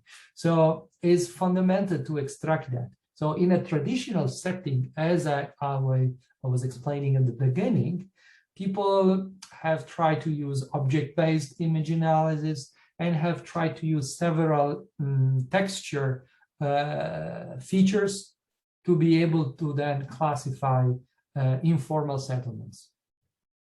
What we have done a few years ago, we have actually investigated, we have introduced fully convolutional networks for this task. And you can see this image on the right side, and yeah, you can see now clearly, well, it's our reference map for the informal settlement. You can visually see it, I think, quite clearly. There is also no presence of almost no presence of vegetation, and you can distinguish it from the other areas. But still, it's a very difficult problem. And on top of that, there is always the problem of how do we actually define an informal settlement. And then there are long discussions also in this direction, because some give a definition based on the fact that there is tenure or is missing tenure. Or so what we can do with satellite images is basically looking at what we call the morphological features that allows us to say, well, this is an informal settlement or not. It is also true that other colleagues have done other investigations where they asked different people to provide a map of the slums and digitize them, and they ended up with different results. So there is a large, anyway, ambiguity in the definition of what it is. But what we can do for sure very well with fully convolutional network is to extract and learn this specific spatial patterns in the data that distinguish different types of urban areas. Yeah, in principle, this approach is valid also if you want to do land use mapping in urban areas, where you don't have only these, let's say, two classes, but you want to maybe distinguish urban areas in different categories, like residential areas, industrial areas, commercial areas, and so on. These are very difficult problems because the semantic definition of the classes is complicated, because it's not clearly related to a physical object. It's a more abstract definition, and in this case is connected also to a legal context. And of course, we cannot observe legal rights in an image. We can, on the other side, try to capture some features related to roof quality of the material and the spatial pattern. Sorry for a little bit long discussion on this. So what we have done, we have investigated FCM, and one point which was crucial, when we realized from the beginning was very important, is to have a large receptive field. So this is an important concept also in the design of networks to take into account if you want to design for a specific application. So we know that to capture that specific spatial pattern, we need to look at a large window, large portion of the image, right? So one could use those strategies I've shown before, like this encoder-decoder type of network. We went for a slightly different approach, not slightly, we went for a different one, which doesn't employ any downsampling and upsampling. Instead of doing that, we were using dilated convolutions with dilated kernels of larger and larger values. So the problem, if you do this with normal filters and you just enlarge the filters, you will end up with a large number of parameters. So we didn't want to enlarge the filters at the expense of a very heavy network. So we employed this idea of dilated kernels, which is quite simple again. So the idea is to insert 0 rows and columns of 0 valued elements within the kernel matrix. Yeah, so you can see here on the right side is example where you have different dilation factors from 1 to 2, 3, 4, and you can imagine that you can expand more and more. So this was the idea. We designed this network with multiple convolutional layers, and again we use the classical elements as we have discussed before. So the dilated convolutions, ReLU activations, and max pooling. In this case, max pooling without downsampling. Yeah, and one could actually even in this case remove the max pooling if it's possible. It's possible. So these are some results that want to show from this analysis. So we applied this this approach to a data set acquired in Dar es Salaam in Tanzania. What you see here on the bottom are the two test tiles. And you see the reference map, the results of alternative methods. We have used SVM and also a patch-based CNN, which at that time was still kind of state-of-the-art approach, which would mean it's a possible solution. So instead of using fully convolutional networks for semantic segmentation, you use traditional CNN, but then you apply them according to a sliding window approach to produce pixel-wise maps. It works, but it's very inefficient. Yeah. So indeed, that comes out clearly if you look at the numbers here on the right side, the computational cost. So if you use this patch-based CNN, well, to produce one tile, the map of one tile takes 110 minutes with the implementation we had at that time. With a fully convolutional network, only 2.7 seconds. So there is a huge difference. That's why, I mean, for semantic segmentation problems or pixel-wise classification, I would really recommend to use fully convolutional networks. Nowadays, I say FCN in a very general way. So there are multiple architectures, not only the original paper called FCN, but segment, unit, and now there are many variations on that, using unit with the residual connections and so on that facilitate the training and so on. If you look at the accuracy results, of course, that's also very important. Well, you see, again, by using FCN with respect to other methods, and especially what that was obvious, maybe it's also an unfair comparison, it performs much better than SVM. But of course, this is a simple pixel-wise classifier that we would expect not be able to capture the spatial pattern. We also have done experiments using traditional textual features, GLCM. If you want to see the results, they're not reported here, but they are in the paper. The paper, I think I mentioned that. Yeah, it was in the previous slides. Okay.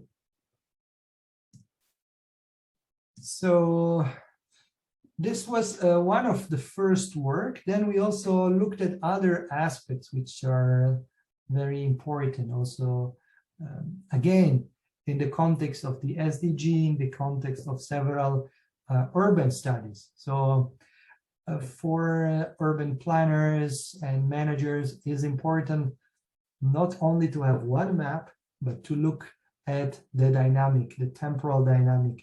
And there are many cities where slums evolve, they're built and they disappear at a relatively fast pace. So they evolve quite quickly in time. So in a few years, the conditions can change completely. So what we see here is the case of Bangalore city, where it was, and maybe it is still common to build this temporary slums with this blue tent, as you see in the image. And yeah, they are changing in time very quickly. You see this example here. There's 3 images in 3 different years, from 2015, 16, again 16.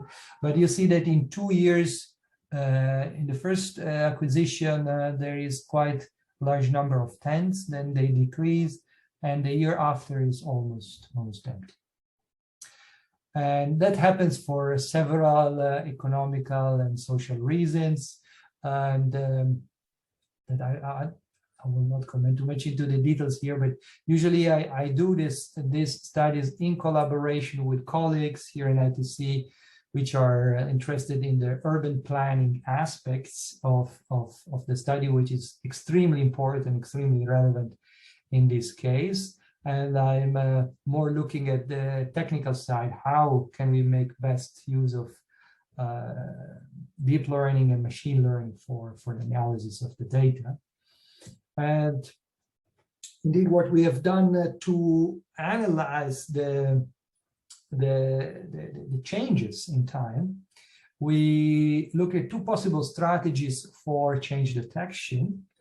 And the first one, so these are two completely different, well, there are two different strategies. One is a post-classification approach, where the images acquired at different time are segmented or classified independently with fully convolutional networks. So basically, you produce multiple maps at different time, and at that point, you can just compare the different maps, and then you detect the changes. Okay, so the difficult part is to train and to produce the maps at different acquisitions. The second approach is to directly perform change detection within the network. So we take as an input a couple of images, a pair of images acquired at different times. We stack them, and then we perform directly the change detection. So we train a network to detect changes directly. Yeah, so you understand there are very different strategies. So in the second case, we don't classify the line cover type. We just classify changes or no changes. So we have seen the pros and cons for both these strategies. Both are valid strategies in general. And it's a bit strange that often in the literature, there are not such comparison. So they look at maybe more sophisticated techniques, but they don't compare with this kind of strategies, which are quite simple from my point of view. So the main difference is in the first case, you actually have maps of the land cover, and you can detect the type of changes. So you can say, well, before there was that kind of land cover, and then there is a transition to a different one. In the second case, you can typically distinguish that. If you want to, you would need to acquire label data for every type of change, for every type of transition. So this would end up with a very large number of change classes. As an advantage of the second approach, we have seen that the results are usually more regular, and they are less sensitive to irrelevant changes. For instance, given to a mismatch between the two images, which is a common error that you have in change detection if you don't have perfectly co-registered images. So the second approach is more robust to misalignments. Another topic I would like to talk about now, I think that was something that really sparked from the previous work. So doing some work on mapping, slums, and so on. But as I said, it's often quite difficult to give a very clear definition of what is a slum. This definition depends and vary from country to country. So also the generalization ability of these models is often very limited. And also there is a large variability or uncertainty within the slums. So there are informal settlements which have evolved through time, through gentrification processes, and have become quite well established neighborhoods in the city, and the living conditions of the people has raised, but they are still officially considered as slums. So we wanted to go beyond this black and white definition of slum or non-slum. So we wanted to capture more in general the multiple forms of deprivation, or if you want to say it and look at it in a different way, the different forms of socio-economic status of the dwellers. Yeah. So, and this means capturing not only the physical aspects of the image, we need to try to infer indirectly also other domains of deprivation, which entails the financial, the human, the societal and contextual domain. on top of the physical one, which is the one more clearly visible in remote sensing images. So what we have done, we investigated, we developed a deep learning method to map the socio-economic conditions in a city, in this case in Bangalore in India. Yeah. So indeed, it's not a classification problem, it's more a continuous value index that we want to predict. So it's a regression problem, but it's still quite challenging. So the approach that we have adopted can be explained as a combination of three consecutive steps. So in the first one, first of all, we need to put together the multiple aspects of deprivation into one index. So we wanted to have one index to simplify the problem. Actually, we could have also considered to separately estimate the different aspects, and that is also a possibility. Would be nice to explore. But in this work, we defined one unique index as a summary of the all aspects. Then we design a CNN-based transfer learning model to predict, indeed, the index from satellite very high resolution images. And third one, we also used publicly available data set to extrapolate a map of the socioeconomic index for the entire urban area. So this is the work of again, a student of mine. If you are interested to know more, I would refer to the paper you see below. I will now say a little bit more about the data and the method that we have adopted.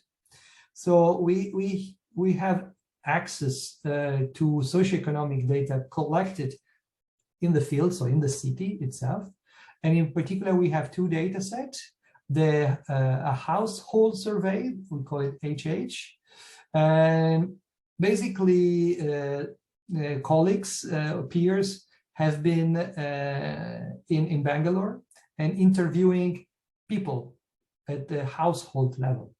And from that data acquisition campaign, 1,114 households have been visited in 37 different slums. So it's a lot of work that has been done also in the collection of the data. But of course, this is very time consuming and very also difficult to implement. So what we have done, we also done some other easier acquisition method. That's what we call the quick scan, where a peer basically went to the slums and just took visual features. So took notes of visual appearance features without interviewing people. So it's much easier, much faster, but still is pretty accurate. So we used these data set to build our reference for the socioeconomic index, or this multiple deprivation index. We also have access to the delineated slum boundaries I think these are sort of official boundaries provided by the municipality. And I also have had some discussion with colleagues which believe that this is still an underestimation of the number of slums in the city. And of course, we have also access to satellite data. In this case, our punch, sharpen, play, add images at half-meter resolution. So this is quite an interesting data set we've been working with. And then let me try to briefly explain the methodology we adopted. So this is a two-step training process for CNN. I can tell you we used a pretty standard architecture in that sense that the novelty was not really in the architecture itself. So we used two different networks based on VGG, one a little bit shallower than the other. But what was the main challenge for us was how can we train a CNN model to distinguish and to predict the socioeconomic index based on only 121 samples. So these are the slums where we have reference data for calculating this multiple deprivation index. So with 121 sample, it's not possible to train a convolutional networks to make good predictions. So what we have done, we took advantage first of the large amount of samples for the slum and non-slum classification problem. Okay, so we first trained a network to solve the classical problem of binary classification, but this allow us to learn what are distinctive features for understanding the socio-economic level in these areas. But then we use the features, not only the binary predictions, to train a model, a regression in this case, to make the specific predictions on the continuous value, so the regression. So basically is a transfer learning approach that allowed us to train a relatively deep CNN to solve this regression problem. So these are some of the results that we have obtained. So we have tried different regression model using the CNN, including also GIS and handcrafted features. So in this case, it's also relevant to include GIS features like distance to the center, distance to shops, distance to education centers, and so on. Again, all the details are in the paper. But basically, our best model, which is the one producing an R square or of 0.75, well, shows us, okay, that it is possible. That's the nice thing. It shows that it is possible to see a relatively strong connection between the visual features that we see in an image with the socioeconomic index. So this was a pretty interesting result that we obtained. And what you see here on the bottom is the graph of the scatter plot of the predicted versus the reference values of the socioeconomic index. Yeah. So this was done on a number of slums within the city. And after that, we extrapolated this result to produce a city-wide map of the socioeconomic index. And this is the map you see on the right side. So I think that the interesting part is that it is possible to capture at least very important indicators of socioeconomic index from images using deep learning. And this can help us to give us also a more objective understanding of the status of an urban area, and also better understanding of the urban processing that are taking place. Yeah, let me move.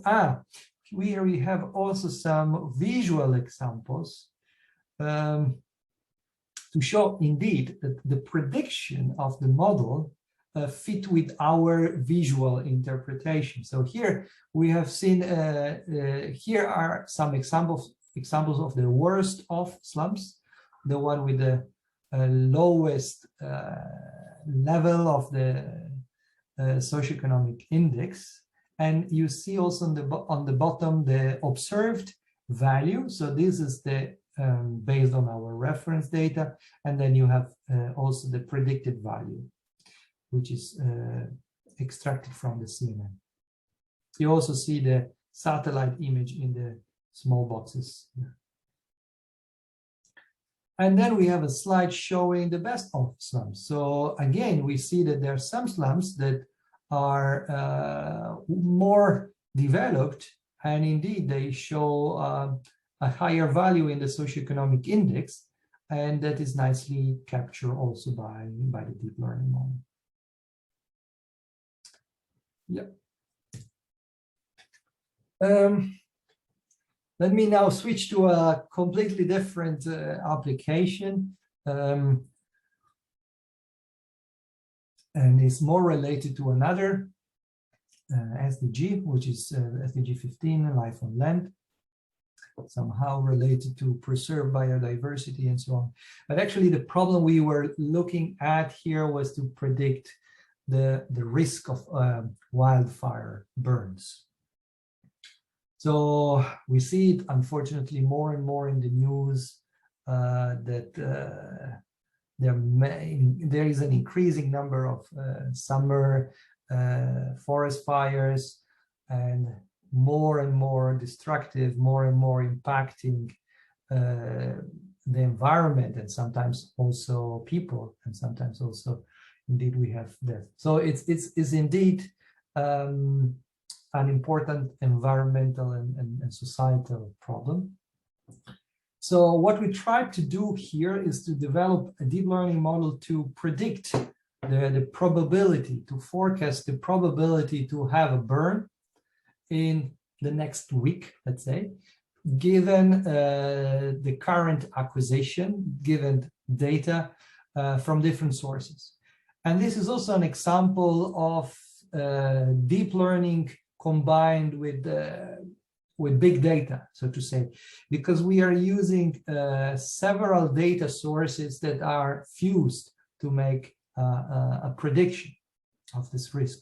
And we used 27 different variables, combining features of the topography, the fuel conditions, so mostly the humidity of the soil and the vegetation, but also weather condition. Most importantly is wind speed, wind direction, and also lightning distribution, which are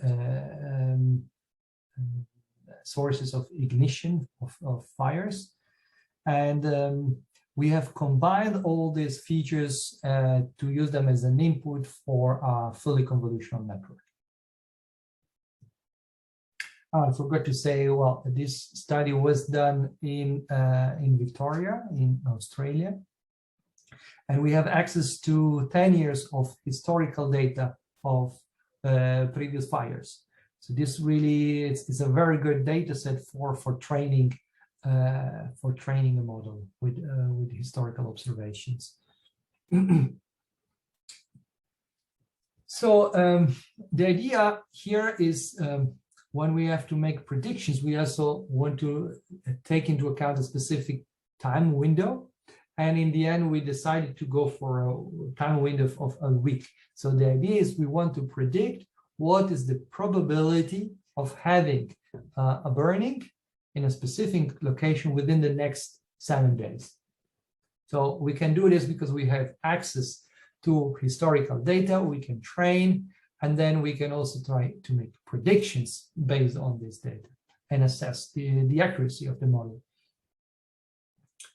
And again, I have included here at the bottom of the page the reference to the paper. So I think that's important if you really want to check all the large data set that we have used and pre-processed for this application. So these are some sample prediction maps. You could find more in the paper. So, and you can see that we produce a binary map, but also in principle we predict the probability of a burn for every specific location. So we see the reference and we see the predictions of, in this case, 3 different models. In the paper, we have more. So these are the old ConvNet and SegNet are 2 different fully convolutional networks. And the MLP is just the multi-layer perception.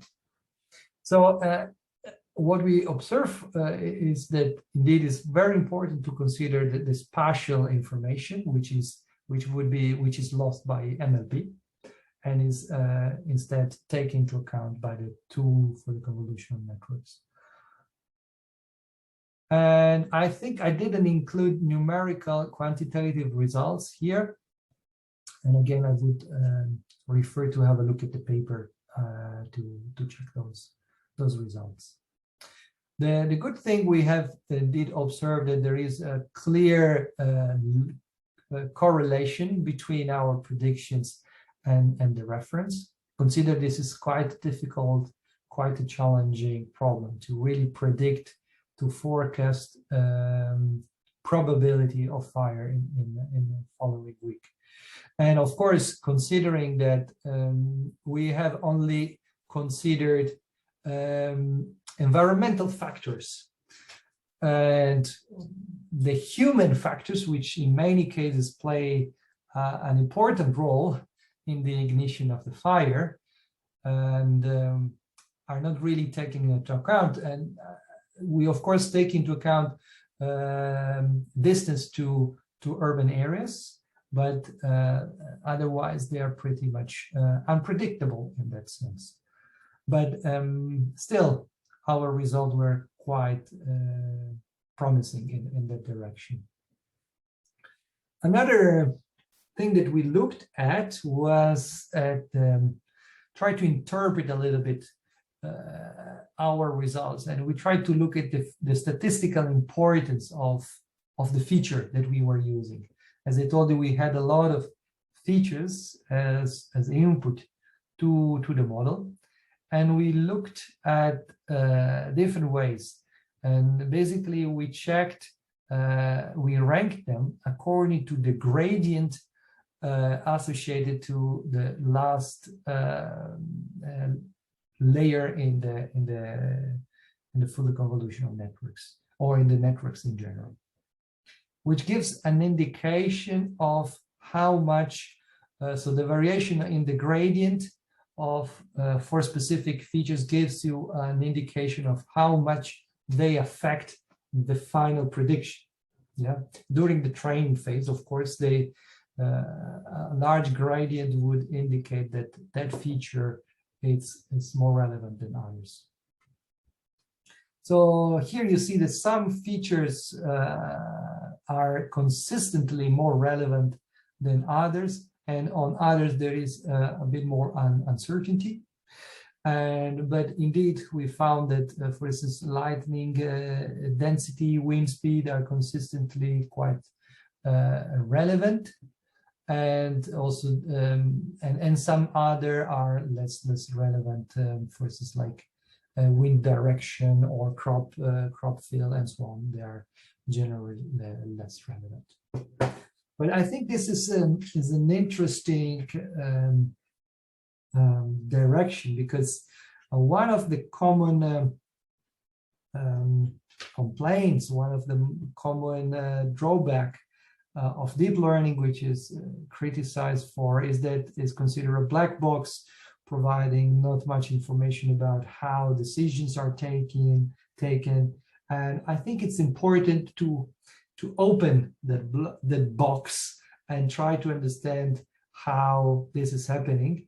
And especially in this case, where I think it's, as far as I know, one of the few applications in remote sensing where it's not applying only to remotely sensed images, but combining several other geospatial features as an input, and it's important to understand how decisions are taken. So, and this is, I think, a growing, a topic of growing interest. So to look at the explainability of the model, interpretability of the model, and so on. Maybe I should comment, I will comment a little bit more in the end. Also in the context of policy development and international agendas like the Sustainable Development Goals. Okay, let me move to another application, and looking at agricultural areas now. and in particular at smallholder farms, smallholder farmers, which are very much the majority in many countries in Africa, and they constitute more than 80% of the cropland available in Africa is actually cultivated by smallholder farms, and is employing a large part, 60% of the labor market, and is unfortunately, the information that we have about this agricultural field is largely incomplete. So we don't know very much where the agricultural fields are and where fertile lands are still not cultivated and could be cultivated, and maybe could be cultivated with a more efficient and productive practices that would improve yields. And we know that this is also very much related to, I mean, this is also a challenge which is taken into account by the SDGs, and in particular Goal 2, which is aiming at ending hunger and achieve food security and improve nutrition by 2030. And specifically, the target 2.3 is looking at improving the agricultural productivity and incomes of small-scale food producers. So there is, let's say, one specific target which is designed to address or to try to address the problem of small-scale producers. So what we have tried to do is to produce, to develop a model to delineate the agricultural fields in smallholder farms. It's a problem that is not so well studied, I would say, in the literature. I see there are a lot of papers on crop type mapping. So many studies are looking at how to classify different crop types. What we are trying to do is something different. We basically want to delineate where the fields are and possibly produce very accurate boundaries of the agricultural fields. And this is challenging, especially because in smallholder farms, the size of the fields is very small. Usually fields are below 2 hectares. There are no physical edges in most of the time that distinguish different fields. And basically the only way to really be able to delineate the boundaries is to look at the textural patterns. So the different textural patterns, the changes, the transition in that pattern can give us a clue of where is the boundary. Yeah, there are many other challenges that they are not mentioned here. For instance, most of these fields are rain-fed, so that means that also the growing season is strongly dependent on rain, and also poses some challenges from the remote sensing point of view, because if the growing seasons is when there is rain, that means also there are clouds which are covering the fields. Okay, so it's quite difficult also to just get the acquisition in the right time in the growing season without clouds. So of course one can go for SAR data in this case, but that's not what we have done in this study. So just a little bit on the state of the art. So there are several methods, standard methods based on edge detection algorithms. So Robert, Sobel, Kami, operators, and so on, which are filters or type of methods designed to detect the boundaries, the edges. Also in the past, people have used segmentation algorithms to segment the image. And more recently, we have seen several computer vision algorithms, in particular one which is called globalized probability of boundary, GPB, and another approach, single-scale combinatorial grouping or multi-scale combinatorial grouping. And the problem is these are still generally quite inaccurate, and we will see the result. And the performance are really not up to the expectations. So, and also these are typically unsupervised methods. So that's also one reason they don't perform that well.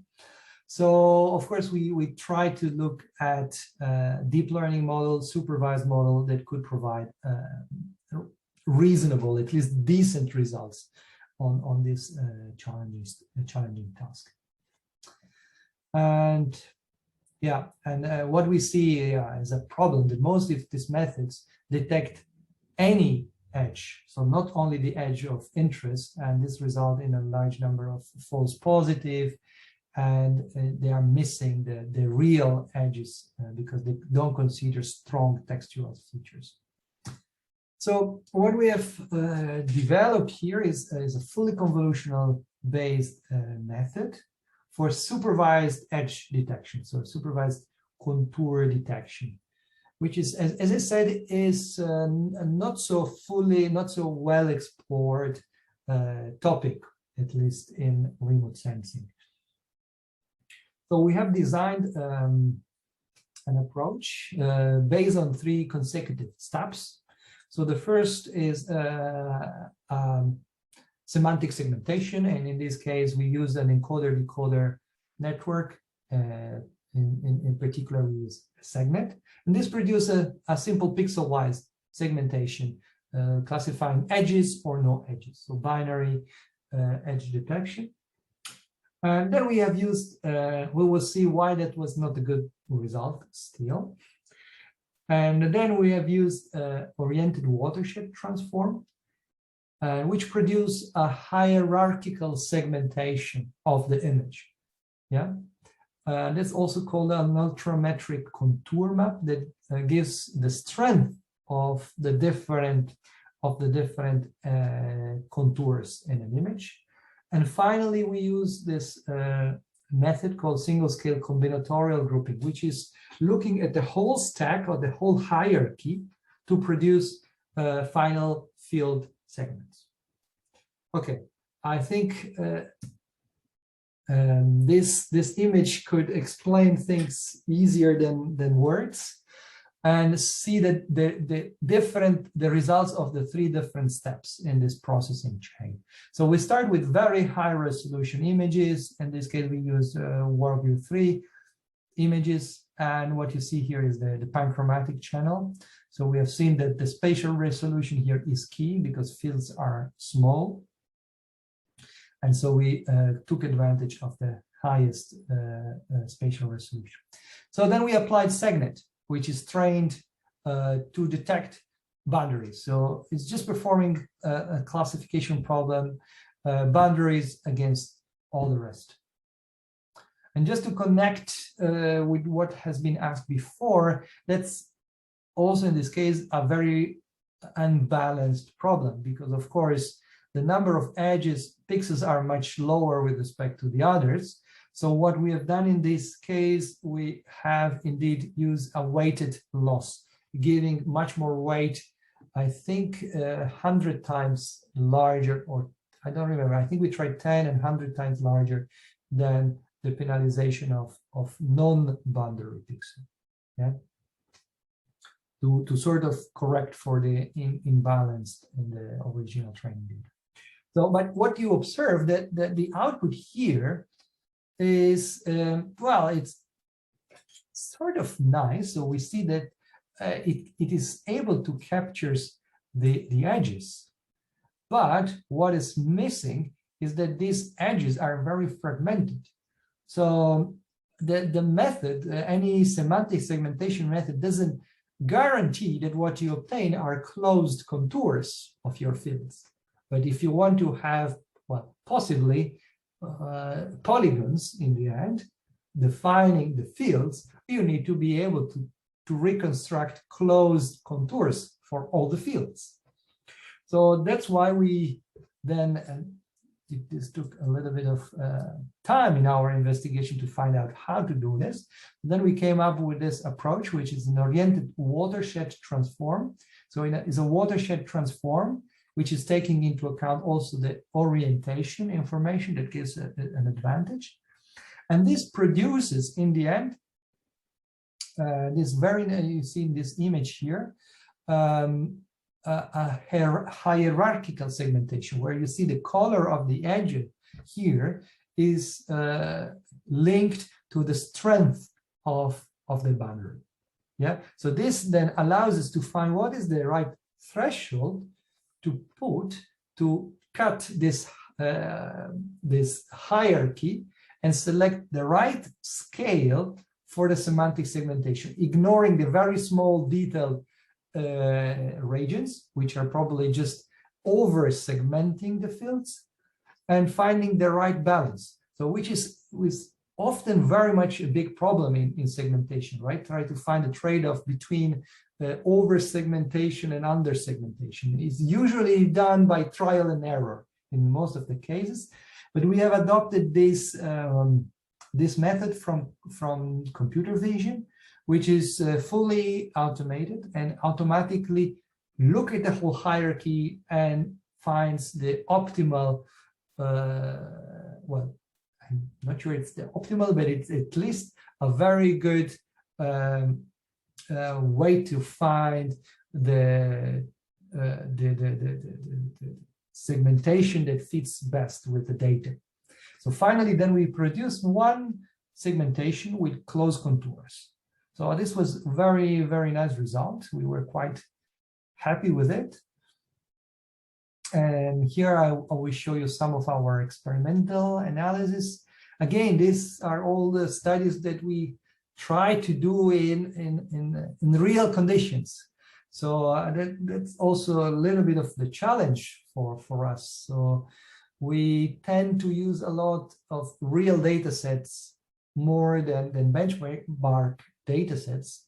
And the challenge is because on top of developing the methodology, you need to acquire and collect the data. And for instance, in this case, also boundaries have been collected in the field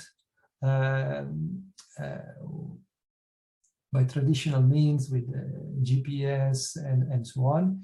And what you see here, the yellow lines are all the reference boundaries.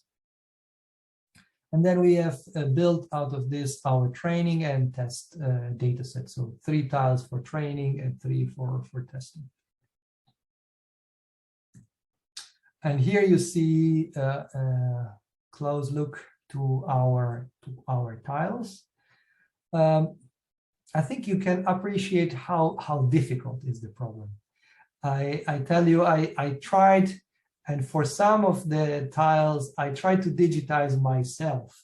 Where are the boundaries? And together with my co-authors, and most of the times we were saying, well, is this really a boundary, or is just within the same field? So it's very difficult. It's very difficult. But basically, we came out with this reference data. One challenge also to mention in this area, there are a lot of trees, and which is fine. But if you use any other contour detector or segmentation algorithm, would just segment the trees as independent regions, of course. And here you can also nicely see, I think, the results on the test side for the 3 different processing steps. So you can really see what is going on. So on the first row, you see the results from the segment. So these are the predictions. It is actually a very important step, but it doesn't produce closed contours. So you have very many gaps. So then we apply the second step, which gives us this hierarchical segmentation. I see here I also have included a color map which indicates that the strength is actually the probability of that line to be a boundary. And finally, this is the last row is the final result with the SCG algorithm, which produced the final segments. Yeah. Well, we can see, of course, if you look at them, they are not 100% accurate. Okay, that's clear. There are some, in some cases, some small elements that don't look very realistic. This is, of course, some limitations.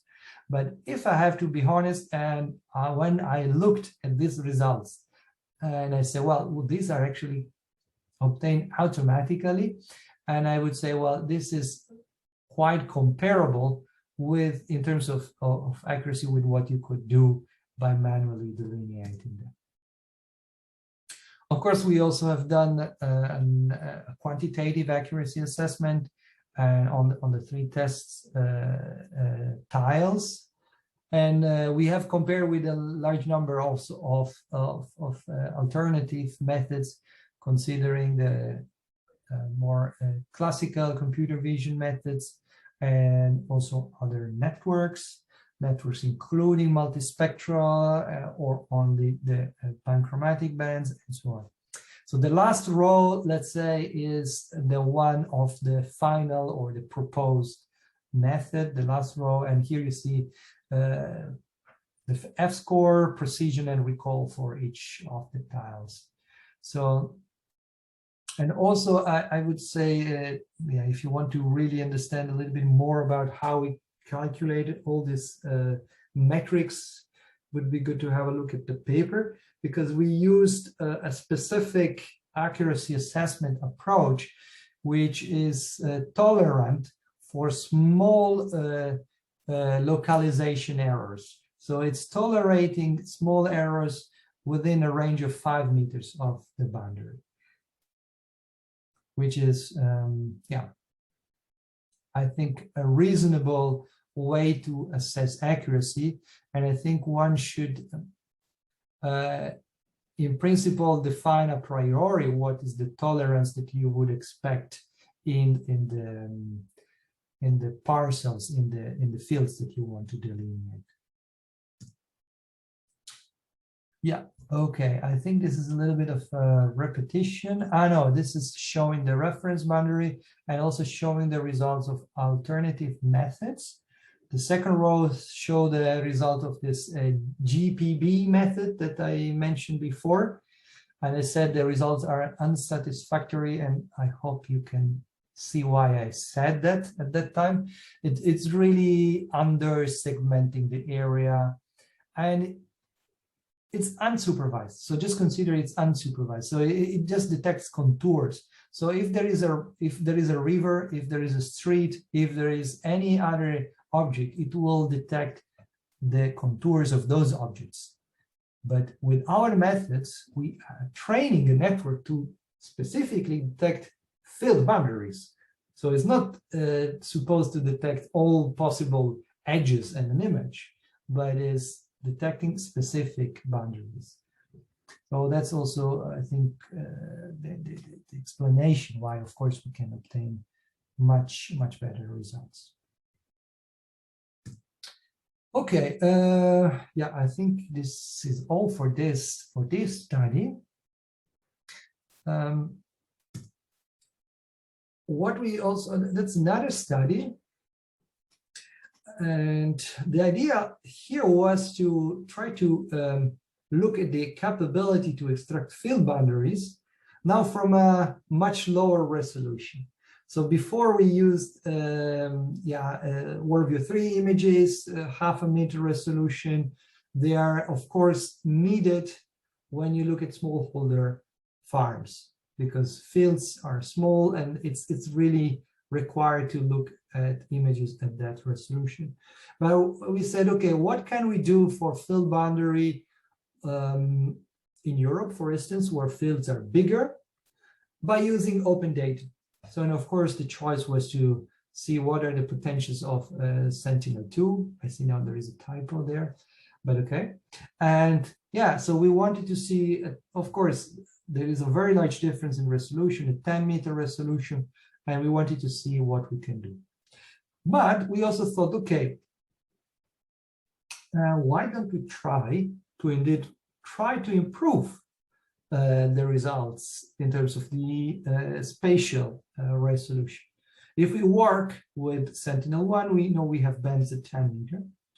But we tried also to go beyond that and say, well, if you use a super resolution approach, we could try to go, for instance, at 5 meters or 2.5 meters resolution, which would be quite an interesting result starting from Sentinel-2 data. Again, I have included here the reference. So what we have designed is a fully convolutional network. And here you see a little bit of the scheme. Where all these blocks are using dilated convolutional kernels, like I've already mentioned before. So dilations with increasing convolutions with increasing dilation factors, which are able to capture a large contextual neighborhood. But then we included, an upsampling layer, like you can have in encoder-decoder type of structure. You can include an upsampling layer, transposed convolution, to actually learn how to reconstruct the prediction at a higher resolution. So indeed, we have a first component of our network which produce our edges, our segmentation at the 10-meter resolution, and we upsample and we use the upsampled version to then refine the predictions at the higher resolution. So I think this is quite an interesting idea that I have not seen explored very much in the literature. I've seen a lot of methods for super resolution fusion, starting from Sentinel data, that would try to super resolve images. But we are not trying to do this on the original images. We are trying to simply super resolve the output of the analysis of the image. So simply obtain higher resolution boundaries. Yeah. I hope that that's clear, the difference. So we have done an analysis in the Netherlands, more specifically in the region called Flevoland, and we have used Sentinel-2 images. And again, we made use of publicly available data in the Netherlands, where we have boundaries for all the fields in the country. So this actually is a very good starting point for our study. And we use this for training and for testing.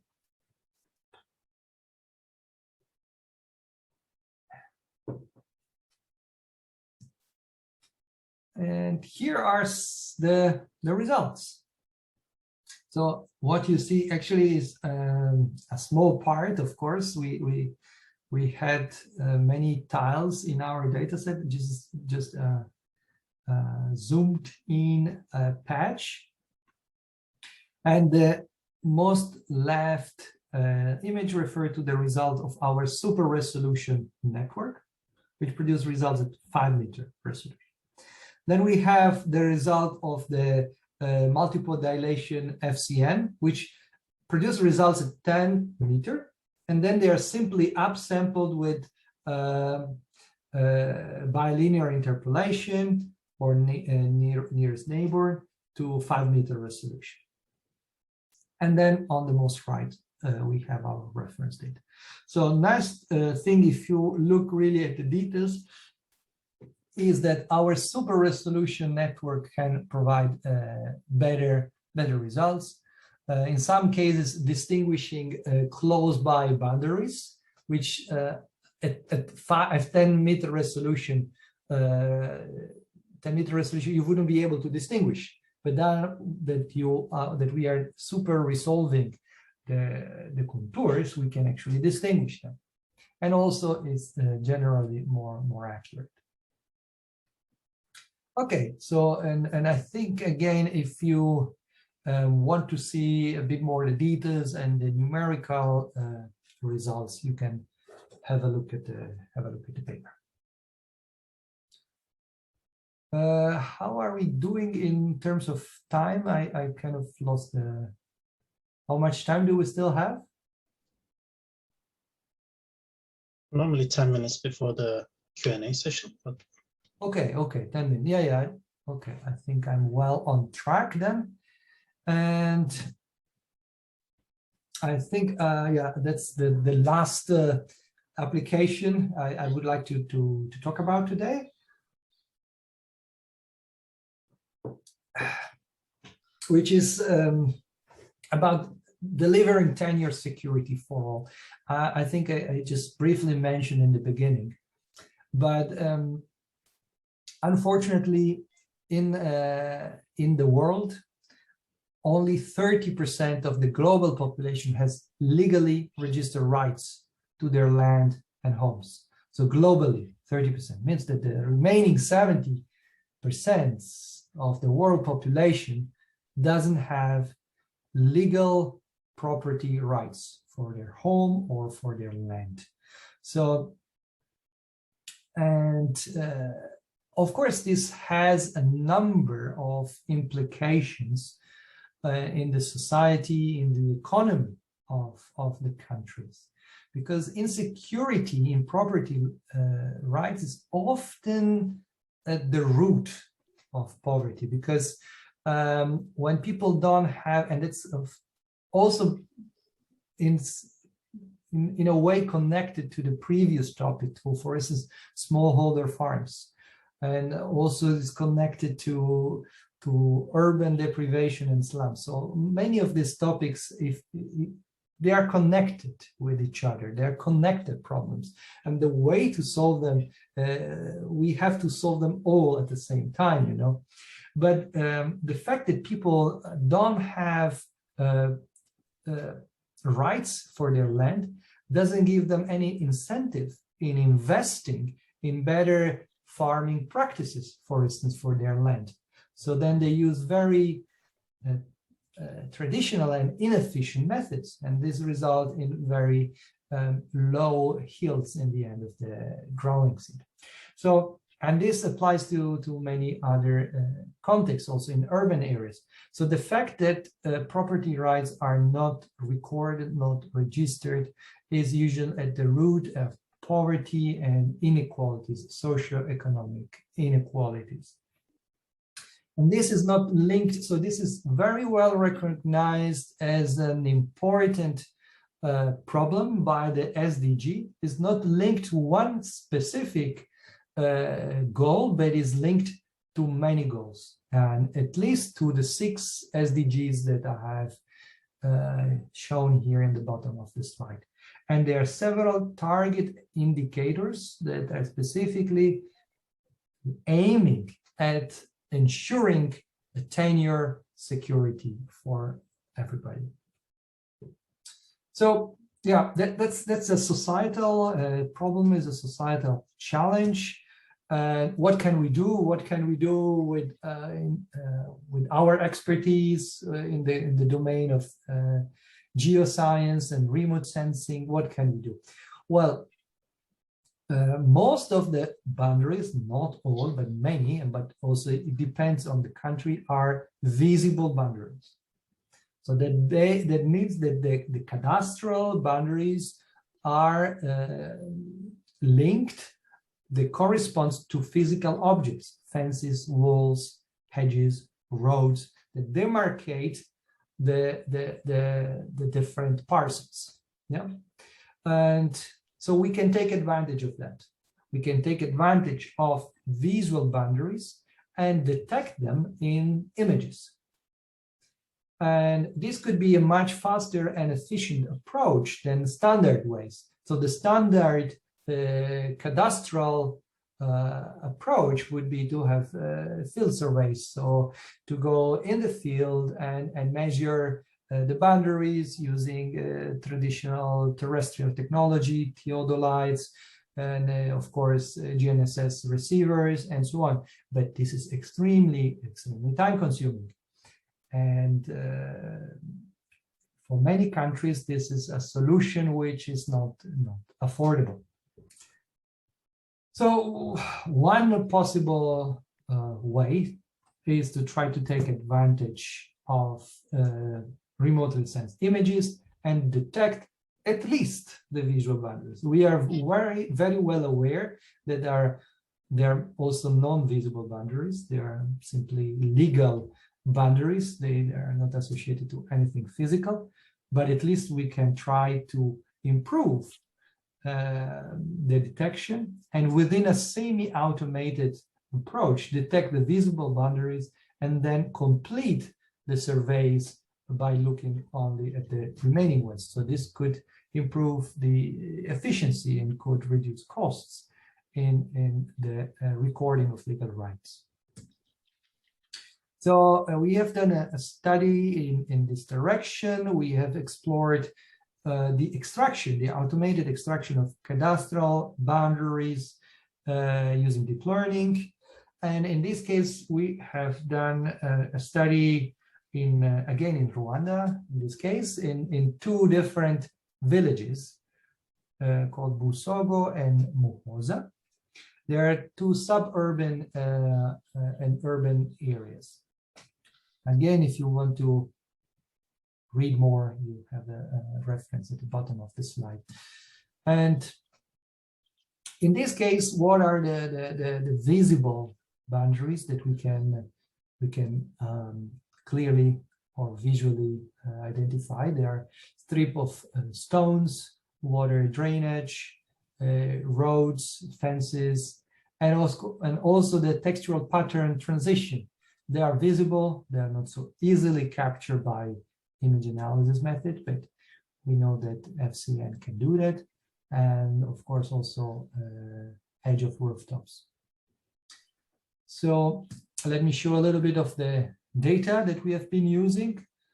So these are the different tiles defined into this different study areas, these different villages in Rwanda. And what you see in yellow are the official cadastral boundaries.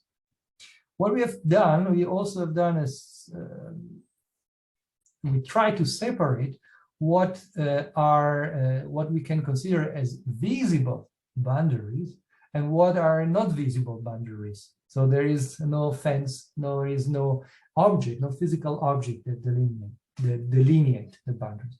So on the most right, you see these two tiles where these are the test tiles, where the visible boundaries are indicated in green and the invisible are in red. Yeah, so of course we do this analysis being aware that, okay, we try to detect all the boundaries, but we know that it is pretty hard or almost impossible to detect the invisible boundaries just from a satellite image. But that's, yeah, what we'll see with our result. We have compared an FCN, and you can again see the specific design of the architecture in the paper. It's not too relevant at this point. With the GPB segmentation algorithm that I've introduced before, and multi-resolution segmentation. And here you see the precision, recall, and F-score for the two test tiles. The results are, as I said, I think in line with the expectations, in the sense that our approach performs pretty well on the visible boundaries. So we have an F-score of 0.7 and 0.56 for the visible boundaries with the FCN. If we look at other methods, performances are well below, and again, as we expected, because they are not able to capture the texture and the spatial features. if we look at all boundaries, and sorry, if we first look at the invisible boundaries, we see that basically all methods perform very low. But it's no surprise, I would say. But all in all, we get a NEF score of 0.52 and 0.48. So what can I say to conclude this? Of course, the results are not as high as you would see, for instance, in a classical land cover mapping, right? We like to see an accuracy of 0.7, 8, 9.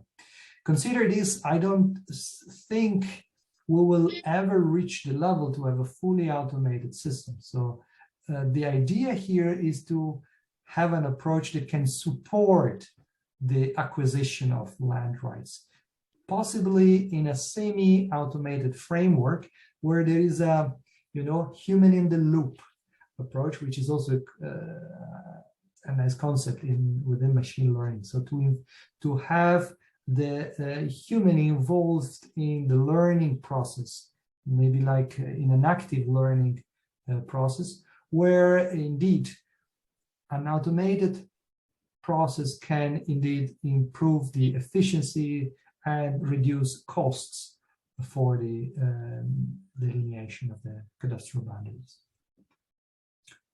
Okay. Okay. I went too fast to the conclusion, but these are visually the results that we obtain.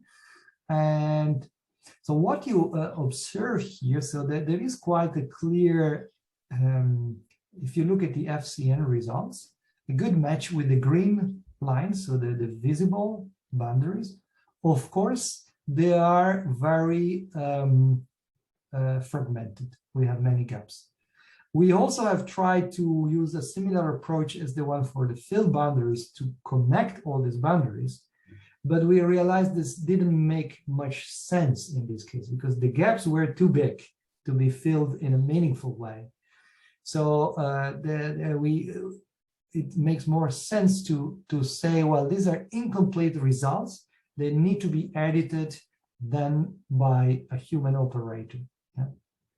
But what we see in comparison with other techniques, that we actually detect the boundaries of interest, because if you look at the results of GPB and MRS, they detect boundaries, but they have mostly not much to do with the cadastral boundaries because they detect the buildings. They only detect the physical objects. And they don't learn and they don't capture what are the features that are potentially connected to the visible cadastral boundaries. Okay. So, yeah, this I think brings me to the final slide and the conclusion for this class today. Well, I'm trying to give some general conclusion to some final thoughts. So I think what I've tried to convey today that Earth observation and deep learning, so the combination of these two technologies is extremely powerful, provides very useful tools for extracting semantic information that takes multiple forms depending on the application. We have many potential applications in the geospatial domain. And what I try to convey is also that this technology can also play an important role, not only in local applications, but also can contribute towards addressing and monitoring the progress towards the Sustainable Development Goals. So in a way, contributing to global societal and environmental challenges. And one important aspect in the context of the SDG and also international policy development is that remote sensing can provide more consistent maps across countries. So this is also one of the challenges, I think, in these international agendas, where national statistics are not comparable with each other. So national consistency could be better obtained by making use of Earth observation. And I think that's going to be, and I hope so, that more and more remote sensing, Earth observation will be included in monitoring the progress towards the SDGs and trying to address those challenges. On the other side, I think we have still many open problems, many open challenges that need further research. First of all, how to transform research results into operational solutions. I still see, unfortunately, a big gap between what people are publishing and what solutions are used in practice by companies, by agencies, and by all operators, municipalities, and regional or national institutes. Yeah, big gap, and I think this is something that we need to try to fill somehow. And it's not only a scientific challenge, that's a challenge for our society.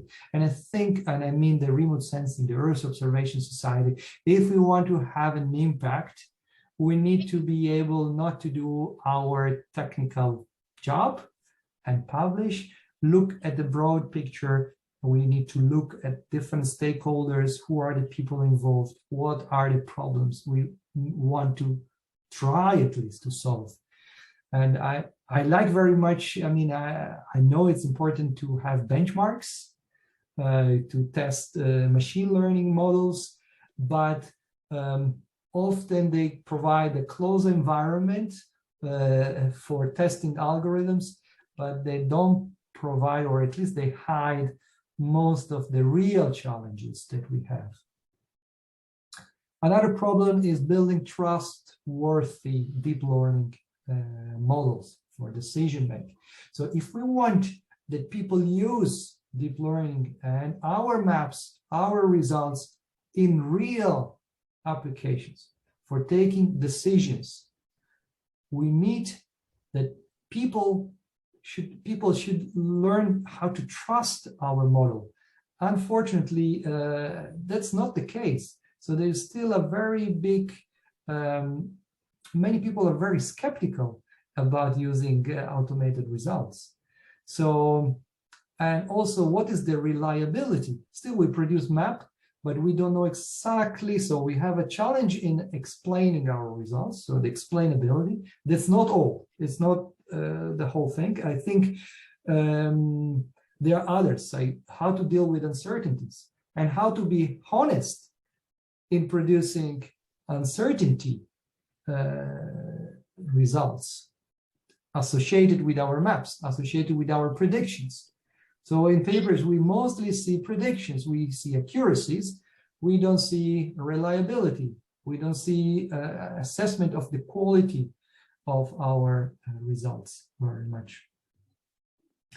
And I think this is important for building trust by non-expert, because of course we have to communicate the results of our results to non-experts, and in that sense, that is communicating reliability of our results is important. Just to make a connection for this with SDG. So the SDG is one of the first international agendas which is really based on data. So has clearly defined, as I said, goals, targets, and indicators, which are all quantifiable indicators, which gives us the idea, and of course that's what we would like, to link decision-making with real data. But what I still see missing is a control on the quality of the data, because the quality of this decision that one takes out of data is strictly connected with the quality of the data that you provide. So I am in favor of decision-making based on empirical results, on data, but data quality should be taken into account. And I think that's one of the messages for today, for at least from my side. Well, then we have other challenges from the deep learning point of view, model transferability. I talked about we want to have results which are consistent across different countries and different regions. Well, that's also, I mean, remote sensing in a way allows us to have objective, at least the images, the data are objective, but our models are not necessarily very well transferable from one country to another. So to increase the consistency, the spatial consistency, I think model transferability, transfer learning, domain adaptation are still very important challenges. I think with this, I think I can conclude this presentation, and I would be very happy to take questions from the audience. Okay, thank you very much, Claudio. So you gave us very nice and focused two lectures, two separate lectures on how remote sensing data can be transferred to geospatial semantic information, dealing with sustainable development goals. So you covered a very different topics in range. So you deal with agriculture, so you talk about wildfires, so change detection, slums, so studies dealing with socio-economic issues, so building extraction, punch sharpening, etc. So thank you very much again for your effort and support to our summer school event of GRSS Turkey Chapter. So so there are some questions, of course. So at this time, I would like to start from the YouTube side. Mr. Samad Ismail is asking two questions. The first question is in slide number 50. So what do you mean by multi-resolution semantic segmentation? Okay, I will try to move to that slide. Multi-resolution segmentation, yeah. Well, this is a segmentation algorithm, and if you look at the literature, specifically in the context of object-based image analysis, or OBIA, which is using using segmentation. So the idea of object-based image analysis is to first perform, I'm now maybe simplifying, but to perform a segmentation first, and then extract features from the segments, and then perform a classification per object, per region. So multi-resolution segmentation is a segmentation algorithm, which is looking at multiple scales. Okay, so the second question from the same person is, can we use the weighted cross entropy loss function to deal with imbalanced class dataset? Yeah, indeed. That's one way to deal with that, and that's actually what we have done in some of the studies that I have presented today. Yeah, the idea you would like to give more weight to the smallest classes. Then it's again a little bit of a trial and error, because how would you actually give the weight? I've seen some that just studies would do some experiments and then try to optimize the hyperparameter, and it's still a little bit of a tricky solution. I think there might be more investigations to address this problem, so it's probably not the definite answer to that problem. Okay. So another question comes from India. So which extrapolation techniques was used for slum prediction? So dealing with GIS. Yeah, I talked about extrapolation, I think, in this slide. Yeah. And maybe interpolation, let's say. Sorry? So the question was extrapolation, but I think it can be interpolation as well. Oh. So which interpolation technique was used to convert these points into a raster map, I guess? No, wait, it's a little bit different. So these points, for instance, I'm showing here, these are the locations of the slums. Yeah. Mhm. And we have basically images and acquired there, and we basically trained our model to make predictions of the socioeconomic index, or also called multiple deprivation index, per slum. Okay, so of course, these little circles are actually in some cases quite large areas, but let's say that on this map, this would be point predictions. So the prediction is per slum. So like you see here, the regression, the scatter plot, these points are per slum. So for, I think, 121 were our slums. So we have a prediction of the deprivation level per slum. But then we wanted to extrapolate. So we just used these results as an input to another model, which is using other publicly available data for the entire city of Bangalore. And then we fitted another regression model to make what I call an extrapolation. So it is a prediction outside the range of my training data. So, you know, in statistics, extrapolation is always a very risky process, right? Because you're trying to predict outside the range of your data. Okay. So the next question comes from a person who doesn't want to give his name, so it's anonymous. So how is the best cloud masking technique for handling cloud mask area? Ooh, cloud masking. I actually didn't talk about that. Yeah. Yeah. I don't have much experience. I have limited experience, and I think, as far as I know, still there are many approaches based on rules, which are probably defined specifically for sensors. So I think also data providers are giving this. And one could also try, and we have actually done some studies using fully convolutional networks to detect clouds. It works, and it probably works also better because it allows to, I think that the challenges in cloud detection is not much to detect the big, thick clouds, which are clearly distinguishable by most algorithms, are the thin layers of clouds, which are not clearly visible, but they still alter the spectral response. So maybe there might be more research using fully convolutional networks, but I have to be honest, that's not really my core topic, and I'm not really, there are other people who are more into this field. Okay, thanks anyway for the answer. So the next question comes from Professor Rahman.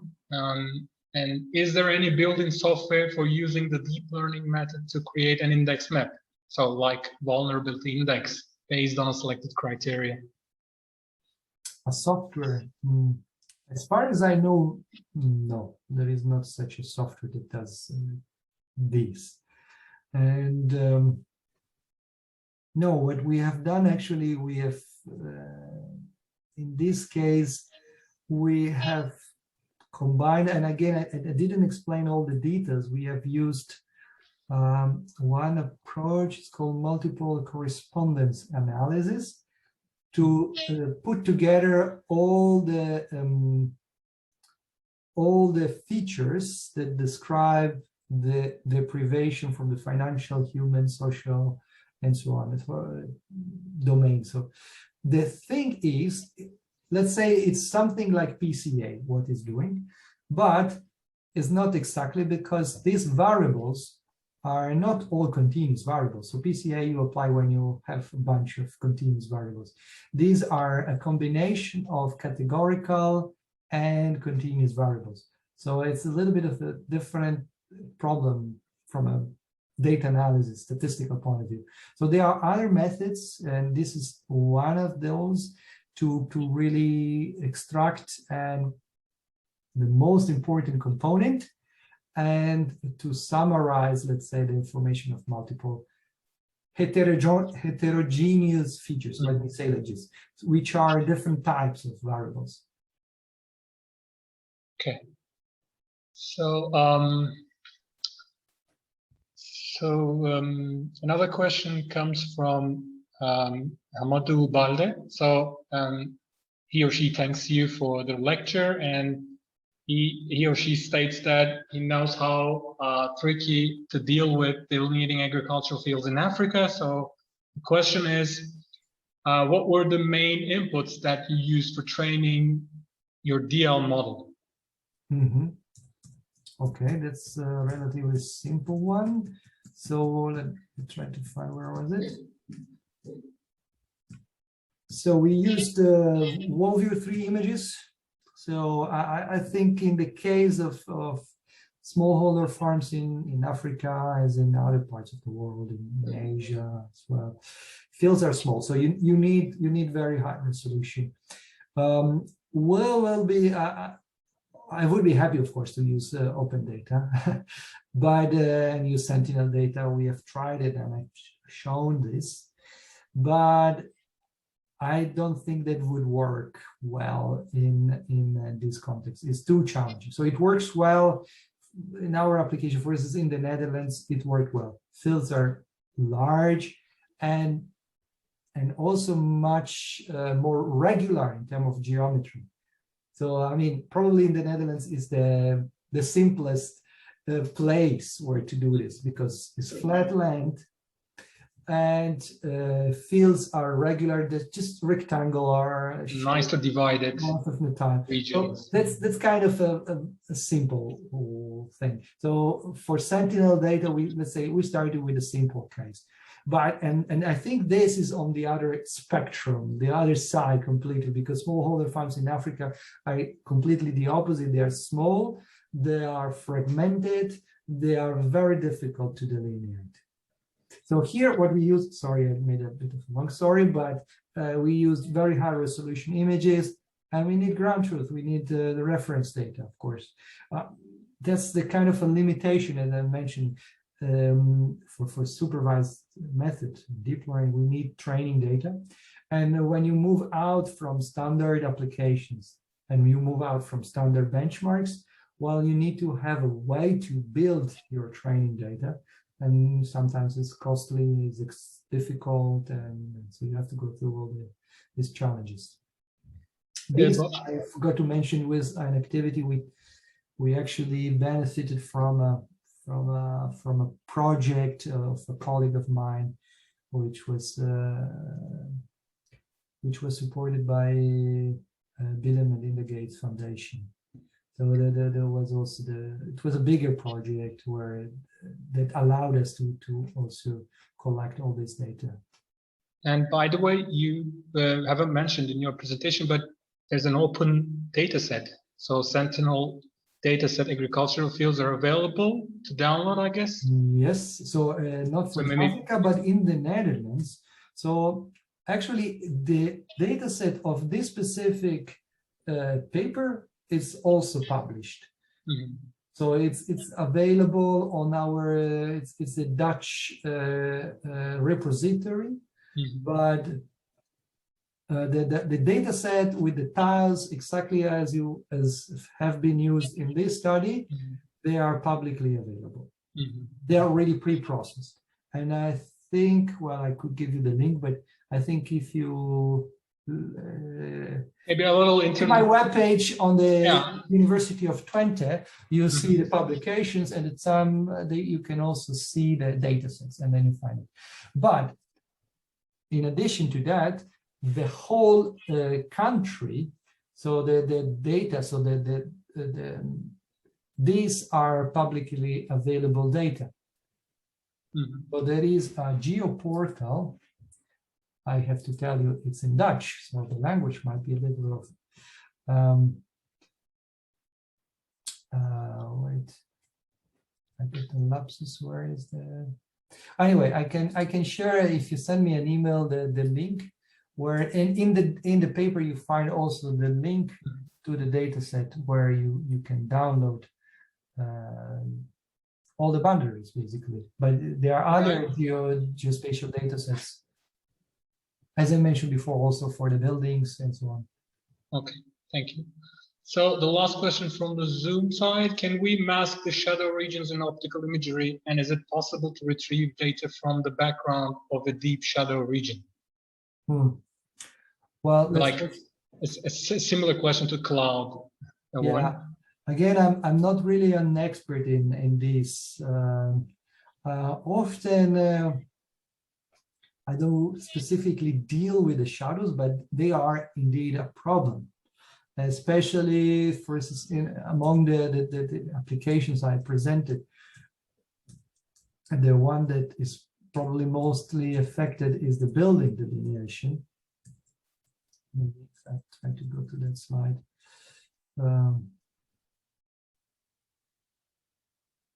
Yeah, you can see, yeah, shadows are quite a problem when you want to do precise building delineation.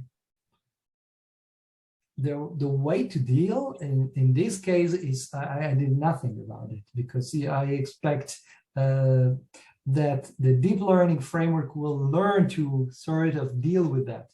I didn't do anything specific on this, but of course in some cases you might want to include a specific class for shadows.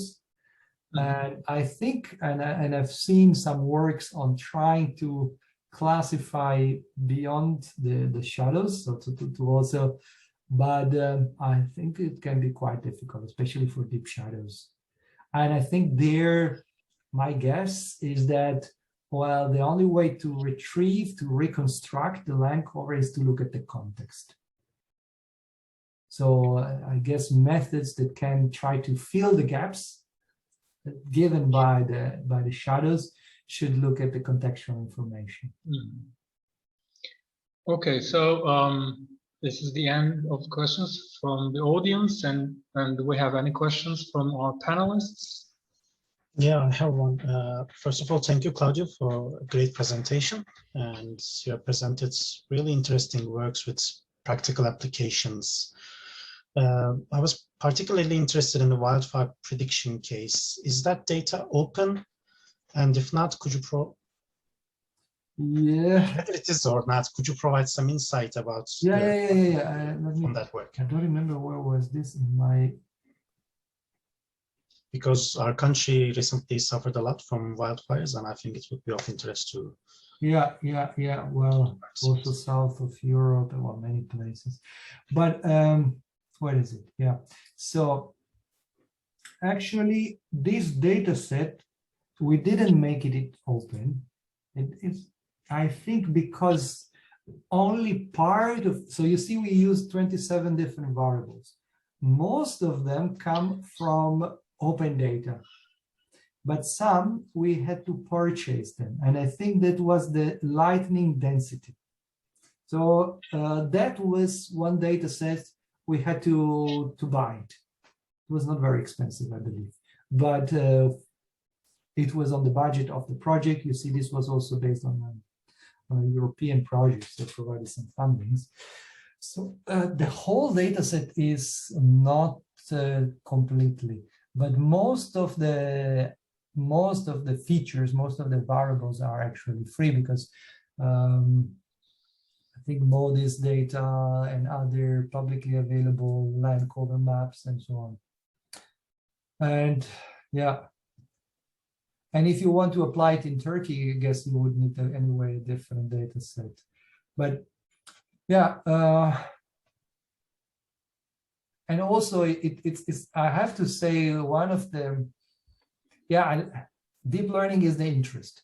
But when you do practical application, then of course you realize that most of the work is done in doing all the rest, in doing the preparation. Most of the work here was, and it was done by, not by me, I have to acknowledge John Ray Bergado, the PhD student who did all the work. And he also did a secondment in Australia for almost a year to talk to people, firefighters and so on, to identify what are the relevant features and so on. So a lot of work was indeed in building the data set, identifying the good features and putting them all together, and also looking at the historical data with the delineated fires from the 10 years historical data set. I think most of them are, as I said, public. But maybe if you're really interested, we can have a separate talk and see what we can share. I think part of it can be shared. I cannot guarantee all. How about some insight about the outputs of that work? Yeah. Could you to give some insight of the network? No, the outputs of the work. So what data was more significant? What would you suggest for future studies on the topic? Yeah, that's what we try to do with this analysis here, to understand what are the variables. So a little bit disappointing was that there was not a complete agreement within the different, because we tried one way to assess the importance. Okay, these are the results. Okay, but then we tried different ways, and we saw that there were some discrepancies. The good thing, some of them are consistent. Some of these features are consistently considered relevant, and some not, or some less, let's say. But there are also some which are a little bit more difficult to judge. I think all the environmental and meteorological features are extremely important.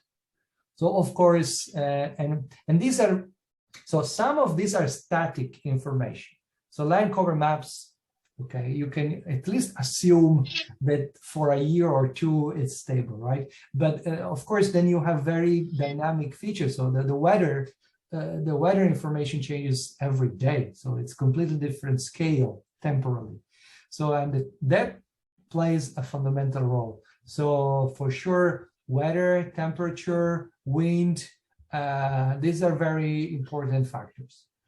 But then you also need to consider, so what are the factors? These mostly affect the spread of the fire. But then, and that's the most difficult part, what is igniting the fire? And there are other features that would affect that. So, and I think worldwide, still most of the fire are human induced. So, and then that's very difficult to predict, right? So the ignition is very difficult. What you could predict are the environmental ignition sources, and that could be indeed, and that result to be indeed very important, are lightnings. And indeed in Australia, look to be a relevant feature to take into account. And then there are many others, of course, forest, humidity, and so on. So I think that's really the challenge of this task, where you to make good prediction, you really need to put together a lot of information, a lot of different sources. And one thing, and I can tell you I'm happy with what we've done. There is one thing that is still, to me, in something we didn't address properly, and well, I would be happy to do it in future studies, is to properly model the temporal dependence. So I'm not an expert in forest fires myself, but intuitively, what is very important is not just a peak in the temperature, but if there is consistently high temperature, low humidity for a number of days or week, I think that's a very strong predictors for fire ignition and fire spread. So one should also take into account, because the meteorological conditions are changing very fast, but you don't take only the snapshot, the current situation. You need to look back and model the temporal pattern that can lead to highest risk of fire. Okay, so are there any questions? I have a question. Okay. Thank you, Claudio, for your nice presentation. You're And welcome. I was going to ask a question about the explainability. So in the first part and in the second, you mentioned the importance of explainability several times. But what we are doing in deep learning, we are actually compared to traditional, follow that you already showed to us in your presentation, we're putting all the parts of processing into a box, so making it black box. So it makes sense, but I can understand this. But when it comes to, explaining the remote sensing images, I think segmentation might play a really important role. I mean, how we are going to explain the decision made by deep learning. So maybe we can use the segmentation. In that sense, you made a very good, obtained very good results developing the segmentation algorithms, especially the one published in Remote Sensing and Environment. So would you recommend us to use that kind of, segmentation algorithm to express the output of the deep learning models? Yeah, that's really, I'd say, an important but also not simple topic. And what I think, I see the two directions. Of course, if you try to split the problem in multiple simple tasks, then would make the process much more interpretable, much more easier to understand, right? Because you split a complex task in simple ones. But I see in the spectrum here some simple problems that can be easily solved by splitting into multiple steps. On the other side, you have it's always tricky to say complex problems, and one should say in what way, but where extracting the semantic of the information is difficult. And then deep learning or more sophisticated models can give better predictions, but they are not explainable or not easily explainable, because that's the problem. Because, well, it doesn't, and also the explainability, I think it's important, but it's not always something we need to guarantee. And sometimes, maybe I give a little bit of a controversial example sometimes to my students. And I say, for a very simple problem, face recognition. And let's say you want just to do a simple task, and you have multiple pictures of faces, and just distinguish who of these persons is a female and who is the male. And our brain does this in a fraction of a second, most of the time correct. And I guess nowadays deep learning can do it, can reach similar accuracy. But can we explain why we end up with can you easily explain your prediction? And I think also for human beings, for us, it's not that easy to explain, right? Because it's not something like to say, well, okay, in my case, some cases, well, this person has a beard, well, most probably is a man. Okay, that's a very simple case. There are many others where you simply cannot explain it clearly, but our visual cortex is doing something like deep learning, basically. It is a black box to us, because we just jump to the conclusion without actually knowing how we did that jump.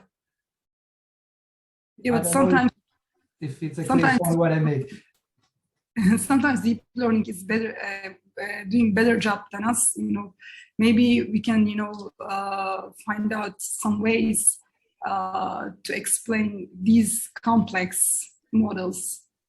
I think we can reasonably try to do is to, as I said, I see there are advantages in combining everything into, okay, call it a box, but in an end-to-end learning framework, because then you optimally combine all that information. So I think from the perspective of the prediction and optimizing the model performance, that's the best thing one can do. The price that one has to pay for this is you understand less how things happen. But what one can do is, once the model is trained, to look at the intermediate steps. So you can always look at the intermediate steps, and it's difficult, of course. So one can try to look at the features that are learned. Nowadays, I think maybe one way is to make use of this spatial and channel attention mechanism that tells where is the network looking at. So, yeah. For instance, if I want to predict, I have done recently a study with a master's student, quite different. I didn't present it here, but using street view images to predict crime rates.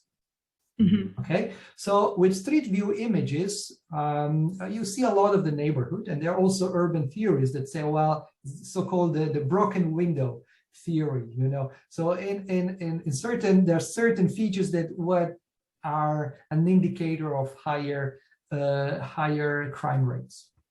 Mm-hmm. So what I wanted to do in that case, while we train a CNN that is taking the street view images, is making predictions of the crime rate. Results were actually not super good, but still I think an R-square of 0.5 or 6 tells there is quite a relationship between just the appearance and the crime rate. So there is a relationship, maybe not super strong, but what one could do is, what I wanted to do, can we at least use this spatial attention mechanism to say when the network is doing the prediction, what is actually looking at? So is it really because it finds that there is a broken window, or there is something more important, or maybe there is a crowded area? So what we found out was there were not very sophisticated features, but basically when in the image there are crowded areas or many cars, typically mm-hmm. there are higher rates of crimes. When there are small areas with less objects, less cars or bicycles and so on, there are less crimes. Yeah. So that's okay. why segmentation might play a role, you know, once you segment that area, because it's hard to, you know, explain the deep learning in pixel base. So you need to, of course, look at the spatial information. So that might helpful. Yeah, yeah.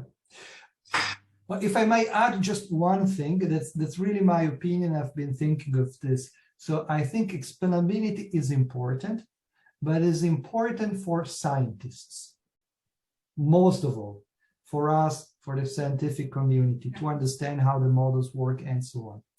When I'm looking at the applications domain, and I want, for instance, I was talking about we have to ensure, or we need to improve the trustworthiness of our models.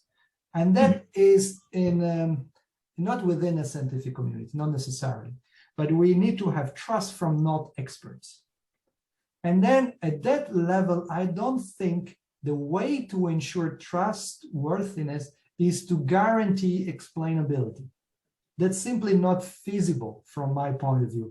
And honestly, think about how many pieces of technologies we currently use, we trust, and we don't fully understand. I mean, a child can use a smartphone, yeah. Right? And it trusts then when clicking somewhere, it will do what the child expects, but it doesn't know, doesn't understand any words. So from my point of view, there are many reasons to say that explainability is important for scientists.